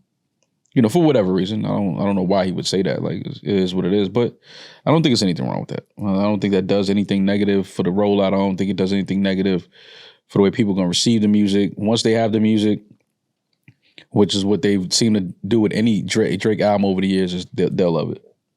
It's that simple. Like, I don't think anything changes. Drake should be extremely intentional with every move he's about to make. And I just don't think that's the one. Because even like... But how is that why you keep saying Drake's move? That's not a Drake move. That's Adin just saying he heard Let me lay my point. Even back in the day, like, I remember, and I'm not spilling any news per se, there was a time where there was a Drake Dropbox that had just been sent to so many fucking people that they were just uploading music. Like, I heard half of CLB because there was just a Dropbox that was just being shared everywhere because he was sending it to certain people. And I'm not saying Adin wouldn't hold it down or anything like that, but like you're dealing with people that would be more on the side of, hey, I have this than, hey, let me hear it. And to me, that's a problem in this time. That's all. I understand. Yeah, I get it. But I don't know. I'm looking forward to Iceman. I put out something literally just now. I don't know if this is a trailer for a tour coming to a city near you with a bunch of tour footage. What did I miss in the background? If he's already announcing a tour for Iceman, and I don't know if that's the case here, I would assume Iceman would be coming out Friday. Like, if you putting out a tour announcement, I'm gonna go on the side of this is probably a visual movie going to be available in theaters. Okay. So people that aren't at the shows overseas can get a glimpse of the show, can watch the show, maybe stream it at some point. Look at all the production that's gone into the show, the set. That behind the scenes in-depth look of a Drake show. I think this is probably going to be like one of those like a short film type of thing. I mean, I'd love that type of stuff. I actually kind of miss, not so much like Fade to Black, but just like that used to be a thing for huge artists where their concerts would be in movie theaters. Yeah. If you couldn't catch it. So if that's the case, I think that's a great idea. I would like that. I think that would be dope. Yeah. Some different shit, cool shit. For sure. All right, you guys wanted to talk about this preseason game. You guys already think he's fucking Joe Montana. But what's up? I mean, it's no. Go ahead. It's Top Gun. It's a fucking preseason game. Listen, there's a new number 12 in town. There's a new number 12. Again, it's gonna come off as hate. Rory, dog. There's a new number 12. Preseason game. There's a new number 12 in town, and he has melanin this time. All right, like Shedeur Sanders. It's not the melanin. It's the brown and orange of the jersey that he wears. That is a curse of every goddamn quarterback that comes out of the league. Shedeur is a legend already. Stamped him. He's a stamp him. He's a legend. He's on his way to Canton. It is what it is. It's right man. there. It's an hour away. It's right there. But no, Shedeur Sanders. His preseason debut was this weekend, and he did a great job, man. He looked good. No, listen, 138 passing yards, 2 TDs. He looked good. Even getting 23 attempts in a preseason game to begin with. Listen, we talk about it's crazy, but being under the microscope. We know what Shedeur is under right now. Everything that happened draft night. What all of the writers and all of the experts were saying about him. He went out there this past weekend and he put all of that to bed. He put on a solid performance. He did nothing's been tucked in. There's been no bedtime story. I think so. I think this is just a game. Yeah, but regardless, it's. I'm not saying it's not that's great. See, but that's why. But that's why I don't like that it's a preseason game, because if it was a preseason game and he played like shit, they would say he played like shit. It wouldn't be, it's a preseason game. He played well, not saying you, but I'm just saying that's what writers say. Oh, it's a preseason game. Okay, cool. But had he went out there and went fucking 7 for 30 and threw 4 interceptions, would it have just been a preseason game then? And I know you're not saying I'm saying that, but with my take, I would have been like, it's a preseason game. Let him get his footing. Like, let him like that. If he went fucking 0 for 23, I'd be like, give him a chance. Another reason why I don't like that it's a preseason game is because that's still NFL players. That's a fact. And first of all, NFL players that are playing for a spot in the most pressure job interview any of us could ever even fucking imagine. Absolutely. I sit there and say, I'm proficient in Microsoft Excel. I could never imagine if there's this many roster spots and I have 4 games in a very weird put together NFL game where people getting subbed out. We don't even know. Every move I make is I can get one play and that'll define my existence here. Yeah. I could never understand that pressure. But that's why I also say it's preseason. Like, if he shit the bed, I wouldn't be here slandering him. I'd be like, it's preseason. Let the kid. No, but I'm not saying you, but people would get some snaps. People would be absolutely. He's under a huge microscope. Everything he does, everything he says, everything he wears, everything. Yeah. Everything is under a microscope for Shedeur Sanders. I'm just happy that he went out there. He let his game do the talking. Put on a great performance. Looked solid. Looked good. Looked comfortable. And again, man, I'm just, just happy to see that he put it together and under the pressure was able to perform and put on put together a good game. That's all. Meanwhile, his mans is playing both ways in Jacksonville in a preseason game. Can't get a fucking rest. No, but that's what he want to do. He got time to rest and shit. His man's pause going both ways in the NFL. Only his pops did that. I mean, and Troy Brown. I don't think Travis Hunter is going to be a two-way player his entire career, though. I think he's going to have to pick. I think they're trying to figure out. Yeah, figure out where we're going to put him. But he looked okay. He had a decent game. But again, it's for both of them. It's early. I'm just happy that they look comfortable. They're settling in. Was Shorty in the stands? Who's Shorty? I don't know his wife's name. Travis Hunter? Oh, I don't know. Miss Hunter. Yes, Mrs. Hunter. Mrs. Hunter. No, I have no idea. But something happened a couple weeks ago, and how you see things online, and you kind of just like put them to the back. You're like, I didn't just see that. So now, first of all, prayers to Coach Deion Sanders. He revealed that I think he was battling bladder cancer, something like that. They caught it. He had surgery. Everything is good. So he put out a video talking about him dealing with that and having to overcome such a hurdle as serious as that. But it was the video he posted. He was with somebody that I was very confused. I didn't know what was happening. I understand, Rory. I miss a lot of things that happen online. I don't subscribe to a lot of things. Y'all have to tell me, yo, this happened. I'm like, where? But I felt like nobody told me this. I felt like this was something I just bumped into and was like, what is happening? What is going on? So Coach Sanders released a video in the hospital. With his night nurse. He had company with him. But the company was somebody that we recognize and we know as Karrueche Sanders. We recognize and as we know. Isn't her last name Sanders? Oh, I thought it was Sanders. It's Mrs. Sanders. Well, now it is. No, I'm joking. He was with Karrueche. Now, Karrueche is, beautiful, talented.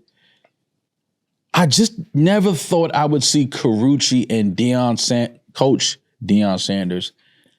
Why are you referring like Miss Lauryn Hill? Like you just call him Deion Sanders. Nah, no, you don't. You don't do that to no coach. It's always coach. It's coach first. It's like doctor. He didn't coach you though. Like to be Showtime, he could be. That's Coach Deion one of Sanders, the greatest athletes of all time. That's Coach Prime. Okay, my bad.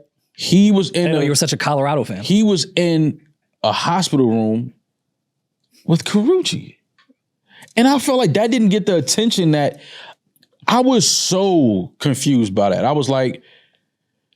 Again, that was the Leonardo moment. That's what the nobody like. More. Did I miss the part where Deion Sanders and Karrueche are dating? Did I miss that? I'm dead ass. I legitimately thought that was AI.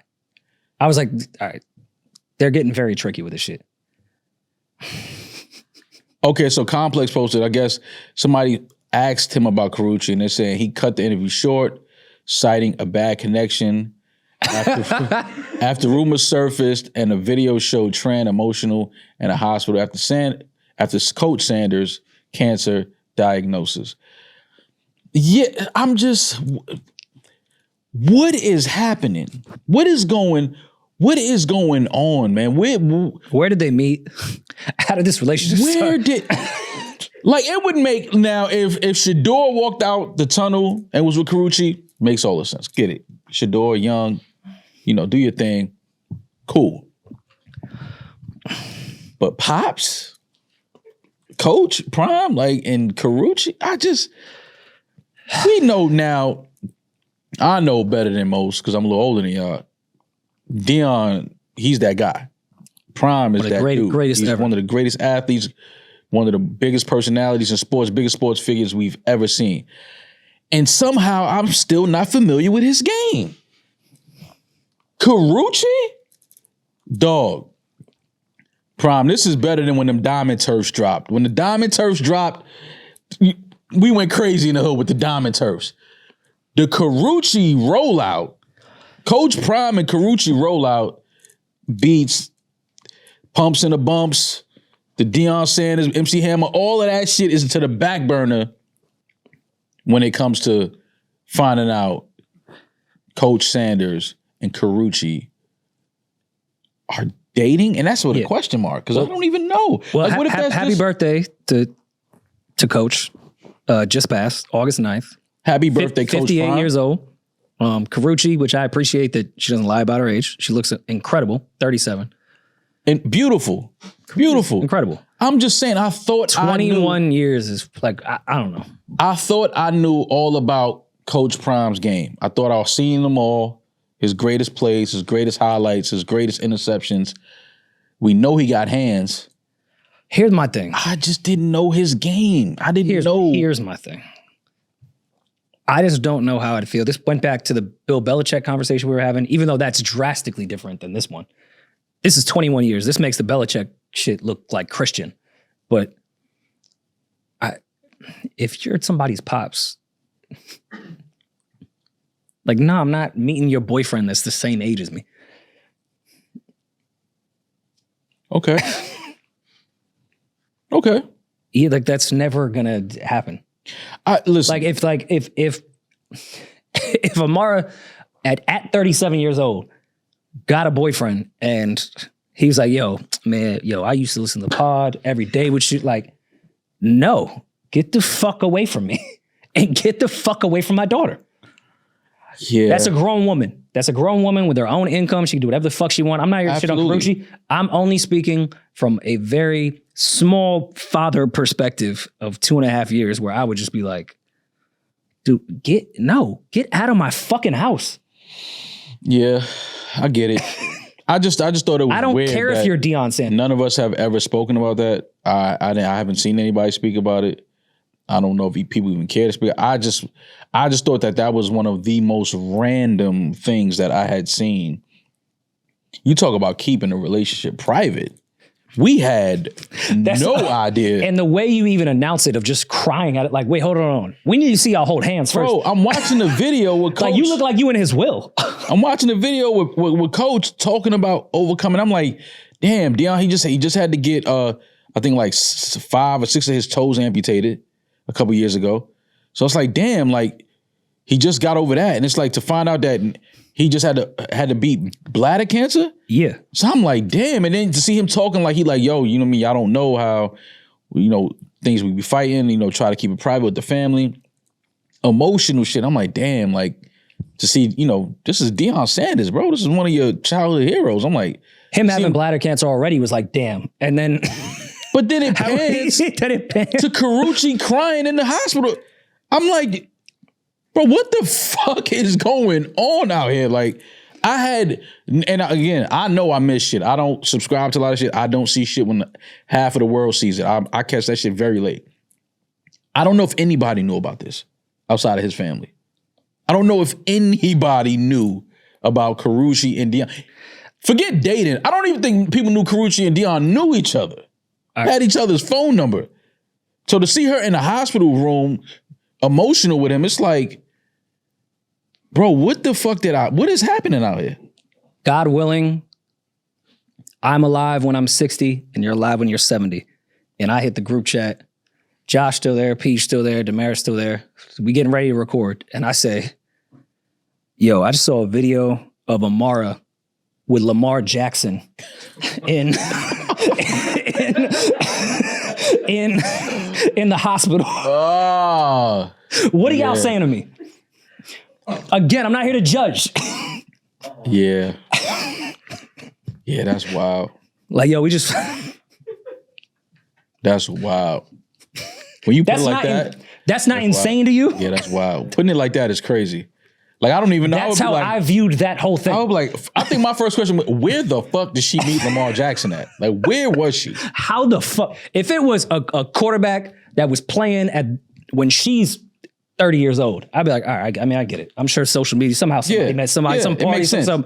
How did you meet Lamar Jackson? He's... Oh my gosh. Lamara. Yeah, I don't know. Lamara would be a hilarious. Lamara. Yeah, I don't know. I just felt like that was some personal shit I just wanted to bring to the room. And just, some personal shit. Because I was so confused. I was like, yo, did I miss? And then y'all were just as confused as I was. So I'm like, okay, so I really thought it was AI. So we're all confused together. Okay, Yeah. fine. I just It's didn't not wanna even, if I saw them walking a red carpet or whatever, I'd be like, that's crazy. That but makes, that'd be crazy. It's crazy, but even like, that makes sense. all right, Like, okay, whatever. cool. Yeah. But in the hospital room crying announcing out to us that he just beat bladder cancer, I was like, I don't know. I was just completely thrown off. That was a curveball. Coach Prime, like we found out you beat cancer. Salute to Coach Prime, man. Karrueche. Yeah, man. He's, Simulation. I don't know, but I'm glad to know that Coach is recovering and he is cancer free. You guys are going to get me in trouble with all my actual friends that are going to text me with this fucking podcast. Because I know Aaron, friend of the show, who's Karrueche's best friend. We're going to get a text off that. And y'all are going to get me in trouble with Chase. I know with that Travis Scott clip, I'm going to get fucking I hope smoked. Aaron texts me and explain. But Aaron doesn't owe us No, I mean, but now that we spoke about it, you know what I'm saying? Like, we love Aaron. Aaron is a huge friend of the show. I met Karrueche. She's super sweet, super Great nice, person. great. Like I was just like, shout out to the team for holding that under wraps. That never got out. Like that to me is, I'm just speaking to. That was just so random. And then the funny shit is, it's probably not random. They've probably been dating for a year. You know what I'm saying? So we just found out, but that was just so random, so left field. Sorry for throwing this shit off track. I just was trying to understand what the fuck was happening in the simulation called the world. Do you think I'll be able to go back to camp in Houston? Why wouldn't you be? Because we all decided to clip me saying Travis Scott is going to be the biggest fall off in history. And But it wasn't but with the way you said it, what you was more so saying. It doesn't matter. Yeah, It doesn't matter. It doesn't, but it does. But you were saying more so because Travis's focus is not going to be so music heavy. Like that's what you were saying. It's like You're making sense and I was making sense. That doesn't matter when people see a clip. yeah, but that doesn't. They're going to jump me at camp. Nobody cares about that shit, man. Those are all my guys out there. Nobody cares. They're like, why'd you say that? Well, because I feel that way. Yeah, that's why it's like it's not disrespect. It's just you honestly feel like, and again, it's because of his focus. Travis is not. I don't really think Travis makes so much fucking business and money. Like music is just another thing. Like not saying he doesn't love creating music and performing. He's one of the greatest performers we have in our culture. But I could see it getting to a point where he's like, I got so much other shit going on that the music is kind of, it takes a seat in the back. Like I could see that. I think the Jack Boy's idea is great. I just don't think it's that progressive of what Travis has been doing. And Utopia to me wasn't it. Don Toliver is his artist, right? Is that his artist? I don't know contractually anymore where that was, but yeah. I mean, Don was writing a lot of the shit that I love from Travis. I don't know if it's the same anymore. I think Don Toliver is so underrated. Yeah, no, he's I incredible. think he's so underrated. Like I don't think people talk about Don Toliver enough. Like he's extremely talented. The way Don Toliver is to Travis, I feel is the way Leon Thomas was to Ty. And I think, again, Ty and Travis, both icons in their own right. I think their predecessors are going to pass them just the way time does and how the shit works. Like, yeah, I think it's just time for the people that were your prodigies to take your spot. Was that was Made in America? We saw Don, right? He went on before Bad Bunny.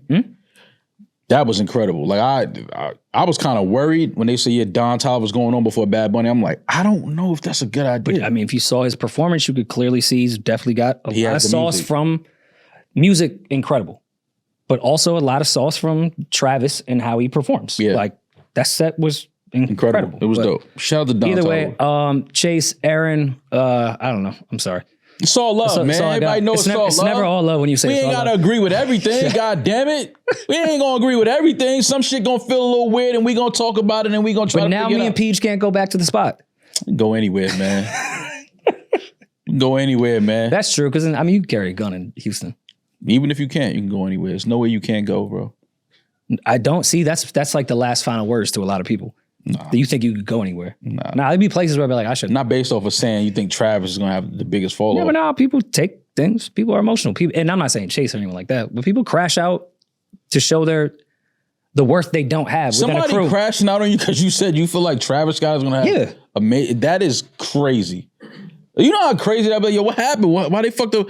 Yo, somebody saw Rory said Travis gonna have a major fall off and homie saw him and just what? Yeah. No, that's nothing to crash out of. I mean, I would prefer that over somebody like lying about checking energy. No, Rory and Mal. This episode is sponsored by Ro. You cannot spell Rory without Ro. Maul, I'm scared to get back in the streets because I just don't know if I can perform anymore. You gonna need some help?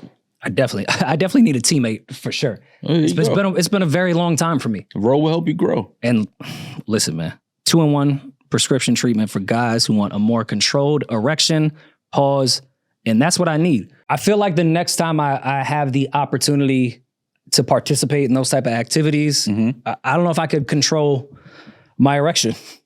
I think it'll be quick. So that's where I feel like I really need some Ro in my life because I want to get back out there. I want to have some intimate moments. You want to be able to perform without the wait time. Yes, it's just a lot of buildup over here. Yeah, and I'm nervous. I need a teammate. Ro connects guys with a medical provider 100% online, so you don't have to waste time in waiting rooms, Rory. If approved, treatment ships directly to their door. If prescribed, new sexual health patients get $15 off their first order of Sparks on a recurring plan. Connect with a provider at ro.co/Rory Mall to find out if prescription Ro Sparks, are right for you. That's ro.co/Rory Mall for $15 off your first order. Maul, we talked about it last week. Did you catch LIV Golf in Chicago? I did catch some of it. Last weekend. Yes. You weren't wrong with your predictions. Joaquin, he's still in the mix. I think everything's going to be okay. John Rahm he's cutting the chase down. No, he's gaining some ground. No, he's definitely gaining ground. But I'm still going to give you your credit. You're still batting 1,000. I think Joaquin gonna win it. I think he'll win this tournament. Sure. I saw that Colin was out there. Here's my thing. Do we think Colin hit like the DJ area after? Like, do we think Colin was? I think Colin hit it moving his before hips to Bad and Bougie. Yes, absolutely. Like you think he was really over there? Oh yeah. He just said, "I'm just gonna grab a drink real quick," and then just ended up front row. I want to see that footage, Colin. Yeah. Where were you during the DJ portion of the golf event? Yeah, it's dope though that they have DJs at golf events because it get a little stale and kind of slow if you out there like really on the course watching the players play. It's like you need music, you need some type of entertainment to keep people engaged. Yeah, I mean I respect the golf culture, but also it's the only sport where you have to be quiet. Like every other sport, they get louder when you have to shoot your shot. Yeah. So listen, keep Bad and Bougie and the DJ going every single time. A can't miss experience. Grab your tickets for the next LIV Golf event at livegolf.com. That's livegolf.com. Or if you can't make it the next time, you can follow every shot live and exclusively on Fox Sports. Do we have voicemails? You've got mail. Sponsored by Boost. What's going on, Rory, Maul, Demaris? I love the show. I have a lengthy home record question, so let me get right into it. I have two friends, and for humor's sake, let's call them Rory and Maul. Rory had a crush on this one girl ever since we were all in college, but he never shot a shot. He was real passive about it. Maul, I have to be this not character. knowing Rory's feeling for this woman, he comes right in and he has a relationship with this woman, and they have a kid together. The breakup was so nasty that Maul and this woman can't even be in the same room with each other without it getting nasty. Fast forward to 2025, we're all in our 40s. We all kind of reunite at a mutual friend's wedding. And ever since then, everybody's kind of leveled up. Rory, he has like a secure, nice 6-figure job. Oh, thanks, man. Single. He's leveled up. Maul, he's moved on. He's married. He has a second child with his new marriage. And old girl also moved up as well. She's doing really good too. Long story short, Rory and old girl kind of reunite and catch up during the reception. Rory gets inspired and he feels like he wants to shoot his shot finally. Getting inspired. I tell him it's not a good idea because at the end of the day, that's still Maul's baby moms. And I feel like that's just wrong. Rory's justification is Maul and old girl hate each other. What's wrong with that? And he also feels makes like, it even worse. If anything, let me at least talk to Maul about my intentions first. So is Rory out of line in this situation? Yes. What the fuck? Yeah, once you have kids with a woman and like your home, you can't go behind your homeboys and no. We've even spoken plenty of times where I just find it odd sleeping with the same, even if it was just like a whore, sleeping with the same person that my man's did. If you have a kid with, like, it wouldn't even enter my mind to do that. Yeah. That's fucking nuts. Okay. Even if we haven't spoken, like, let's say it was But some in college that shit and we ain't situation- spoken in, because they said they're in their 40s. So, But in that You ain't spoken situation, 20 they're years, still friends there's- though. yeah, no, for sure. But I'm Now, saying, even if we they're not speak- friends, is it cool? Hell no. Okay. That's nasty as fuck. No, I agree with you. I'm just saying, Yeah, like, there's- but some people will be like, yo, but if they wasn't friends, is it? There's friends I've fallen out with that I would never, again, even think about fucking somebody that they, Right. let alone had a kid with. But just, what, I don't know. How that could enter your mind would even No, be I sick get to it. me. No, yeah, no, he's to answer your I got question. enemies that I wouldn't even fuck their girl because it's like, we was friends, that ew. Like, what? Yeah. And I know it's supposed to be the misogynistic podcast because Demaris is in here too. To me, that's also corny because now you like just using a woman as a way to get back at stuff. I don't know. I just don't like that type of shit. Yeah, no, I get it. To answer his question, yeah, no, he's foul for that. He can't. Nah. And you're all at the wedding too? And then he's saying, yo, he gonna holler at him to talk to him like, yo, you know, me and your baby moms. Like, how's that conversation even go? He's like, yo, talk to. What do you mean talk to him? And like, what is that conversation? And even, Yes, me and my it's not baby like mother he hate was each other, fucking. but like, it's not even like he was fucking. I'm going to go up to him and be like, yo, he wants to shoot a shot at your baby mother. I might ruin that reception. yeah. Just off GP of like, wait, hold on. Yeah, nah, I'm you not can't just, do that. I've moved on in my life, but you're not about to just, you asking me if he could go shoot his shot at my BM Yeah. at a wedding? Yeah. And the funny Either shit do about it or this, don't, but also like, why? This is a creepy ass setup. No, Like, the- did anyone even ask her if she's interested? the funny shit is, I feel like he's one of the gentlemen. He's this was, I don't know which one he is. I'm trying to figure out in his Which tone. one? I think he's the one that wants to holler at the girl. was that not obvious? I'm just saying, I you know, I don't want to just put that on his jacket. I'm putting it on his jacket confidently that he is the person that says, yo, I got this friend, but I'm talking about myself. And put it on us. Yes, Yeah. he is the guy that at 40 years old. He's the guy that wants to date with the Yes. sleep with the baby. with the baby mom. mother, yeah. Damn, I hope not, man. I hope. Why do you think he's asking? Because he knows he's wrong. No, I believe he's one of the guys, but I think he's the. But he don't sound like he got kids though. He don't sound like he married. Wait, what's that sound like? Struggle, depression. Fair. You can see it in my. You can see it in the wrinkles under my eyes. Not. Wait, but me in this instance. You're married and moved on. No, I have. Oh yeah, the other guy's yeah, married. you married and moved and on. has another kid. Yeah. I have 6 figures to play with. Like Yeah. I'm throwing money at the wedding. Like, Yeah. yo, it's an open bar, but I got you. Like, I'll pay for the drink. Yeah. Like, I'm that guy there. So I think that's him. Okay, so he's the one that wants to sleep with the baby mom. All right. 100%. And Either way, don't do it, man. Don't do it. but then if you think about it, Reconsider. Read some litter. They both- Show on the subject. they Don't know both that they song. both there. Nah, I've never heard that song. They're both there, so that means that the kids have to be with a babysitter. So she's free that night. There's so many other women you could fuck. That's what it There's boils just down so to. many women. Yeah, like, why man, you gotta go fuck? find a woman that doesn't know none of your friends. Like that's very easy to do. Like, yeah, you don't do that. He's foul for that. He's definitely foul for that. Correct me if I'm wrong. Did he like her? Well, did I like her in college? Yes. So this is like the ghost of pussy past that he never got. This is the ghost of the best man. But the opposite. He never beat, but he wanted to be. Yeah. Like he liked her and then his man's, wait, hold on. Now we're getting deeper into this. He may hold resentment because he probably told his man's, yo, I like her. And then his man swooped in and got her pregnant. And he feel away now. But that was supposed to be his queen his whole life.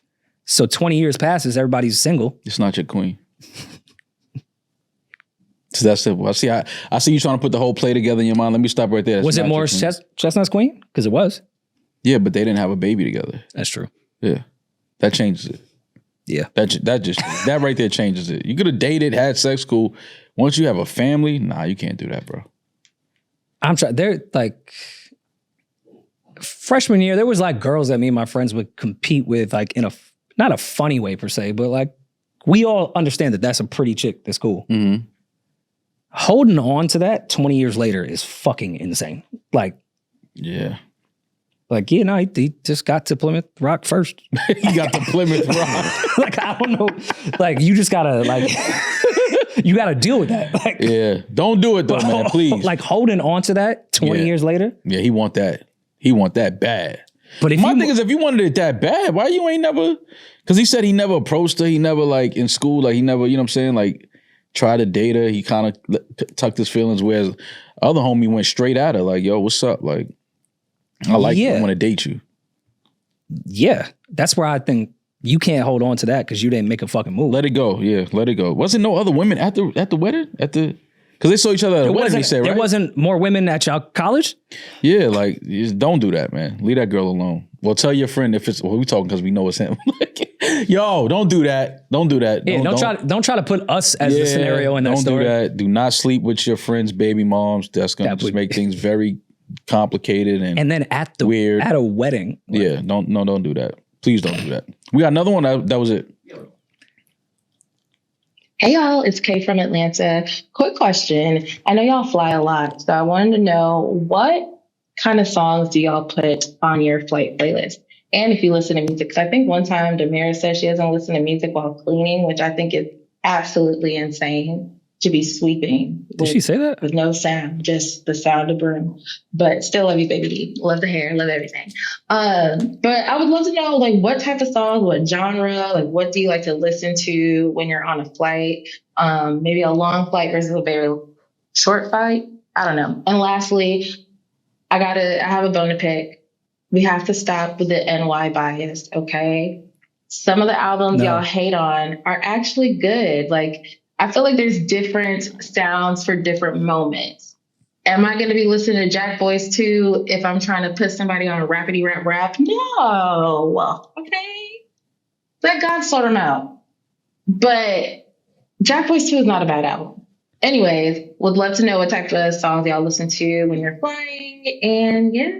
Love y'all. Bye. All right. Well, that's ironic. I don't love y'all. I don't know why I said that. I do. I like y'all a lot. I respect but it. whatever. I fuck with K. I respect that. With K. Yeah, no, I don't love y'all. No, I fuck with K. Yo, K clean that. Like, I don't love you. I don't even know why I just said that. Like, I like y'all though. I like y'all a lot. I respect K, that. we respect that, and we like you a lot too. Ironically, with the Jack Boys 2 thing, that's where I think things get misconstrued. We always have an NY bias. Like, how else? That's how the definition of a bias. Yeah, like, that's just where I'm from. But I didn't dislike Jack Boys 2 because it wasn't rapidy rap like the Clips. Mm-hmm. I compared Travis's catalog to his catalog. Yeah. No other catalog. I thought it was low for his catalog. I don't look for Travis for any rapidy rap shit. Mm-hmm. I lose my mind if Travis tried to rapidy rap shit. Yeah. Like, what the fuck is you doing? So to get that out of the way, her first part, On a Plane, I'm definitely not listening. If you listen to Jack Boys 2 on a plane, you're a psychopath, and an air marshal should take you off. It depends on where you're going. I think the music you listen to on your flight depends on where you're going. No, like, how? You in the air? No, I just think it's a mood. Like, that you, if when you know, land, if you know you're going on vacation, like, I'm going to go to the islands and chill for a couple of days. Like, I think your playlist is different if I'm going to Atlanta for the weekend. Absolutely. When I land, for sure. I agree there, but in the air, no. Yeah, in the air, you got to get in that zone, man. Now, if it's turbulence, I'm going Kirk Franklin the whole flight. I'm going Now Behold the Lamb on repeat. Yeah, hey, Kirk, if you get an uptick in Now Behold the Lamb, just know that I was taking one of them long flights and it was some chop along the way. How the pilot say some chop? It was some chop along the way. In the words of Wolf of Wall Street, you don't know shit about chop. But the amount of voice notes, when it gets like turbulence goes crazy, I get on my quiet voice note shit. The amount of voice notes and text messages that I've just put in notes that have never been sent because I've been paranoid on a plane, like, should be its own coffee table book. Wait. I have like legitimately like said my piece to people on certain flights. You know why I know you're crazy? I've always known you were crazy. But this information, let me tell you why you're crazy. You think they would find that phone? No. I would send them. Like, when it starts getting bumpy, like I told you, I've been on flights where we had air pockets and people's shoulders were separated. Like, there's been time, I've been on some crazy flights. Mm-hmm. Yeah, I had shit sitting there like, yo, the moment this shit goes, I'm hitting send. Not that they're gonna find my. You shit. think it's gonna go through? Yeah, I think the Wi-Fi will still work. You think that Wi-Fi on that? Yo, he's crazy. That Wi-Fi, if the plane is going down, I promise you, your voice note is not making it. But it's also my peace of mind of like thinking when I'm about to die, at least like maybe I could get my thoughts off to somebody. Okay, I get that. Like 9/11, we see the documentaries. They're calling when they use their full names when you call your mother. Yeah, you know, like I would call my mom and be like, "Hey, mom, it's Rory Farrell." Yeah, you talk about those calls from 9/11. Yes, exactly. Those are the calls I'm talking about. When you had the phone was on the back of the seat, you had to get the credit card, swipe it. Hey, mom. Those calls. Hey, mom, it's Rory. Yeah, Farrell. yeah. Farrell, naturally.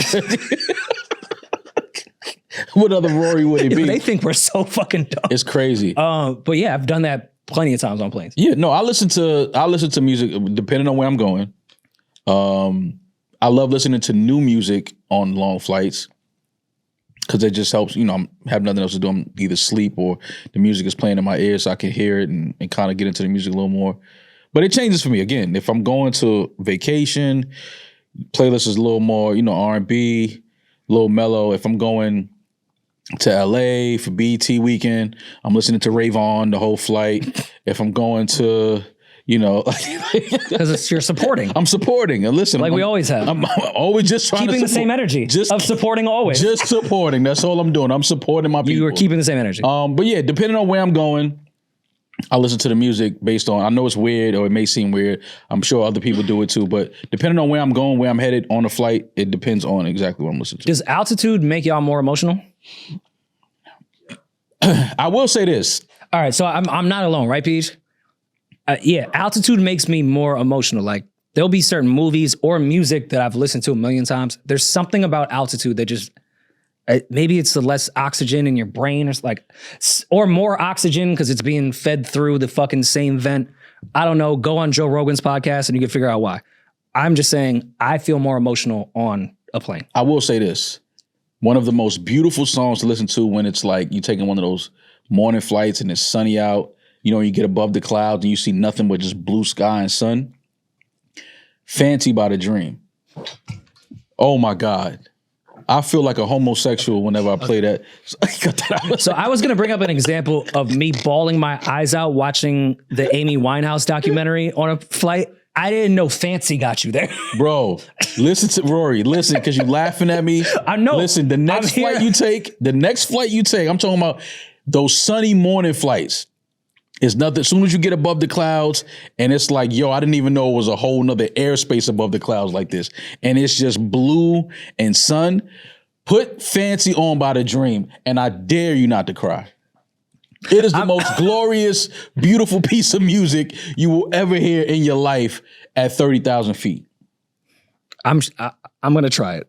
But every time like I played like March 15th and cried on plane. Like I've purposely listened to like really emotional music. I'll give it a go with Fancy. Bro, listen to Fancy by the Dream. But like which part of the song like gets you there? Like what is the one bar it's just the music. It's just like, damn, it's so and then looking out the window, you see it's just blue skies and it's just the music is just, it just hits you differently. Like I'm so much smaller than what I think I am. Look at, in the scope of the universe, it's just like, look at me, right? It's that type of What's feeling. fucked up is because you're going to call me more crazy. When I'm on planes, that is like one of the main things.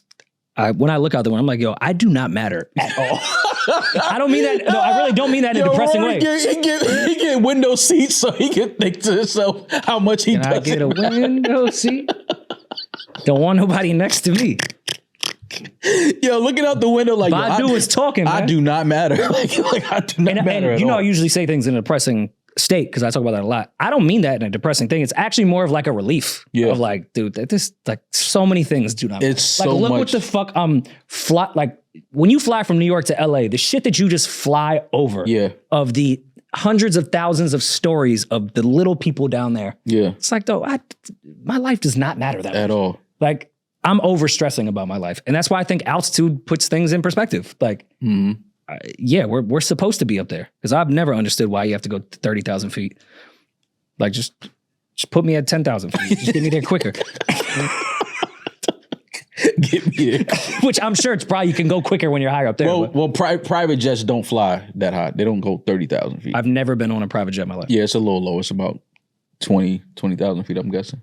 Because even when you're on a flight, you never look out the window and see like private jets for under. sure. Yeah, for sure. Yeah, so they But fly I just a little assumed that was like, I mean, since DEI has hit, I don't know with the control towers, but I just assume you don't know who's in those towers. Like, yo, how does your party like really view DEI? Like, they think they just really be like, hey, yo, if you a woman, just come fly these planes, bro. Like that's how they think DEI works.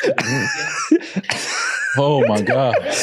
Like, nah, we just need to fill the quota. Like, Oh man. yo, you ever used a MacBook? You could be in the control tower now. That is fucking hilarious. Kay, thank you for that voicemail. We appreciate it. All right, man, let's get the fuck out of here, man. Yeah, and if you're listening to us on a plane, it's okay to cry. It's okay to cry right now. Start crying right now. We'll talk to y'all soon. Be safe. Be blessed. I'm that nigga. He's just Ginger. Peace.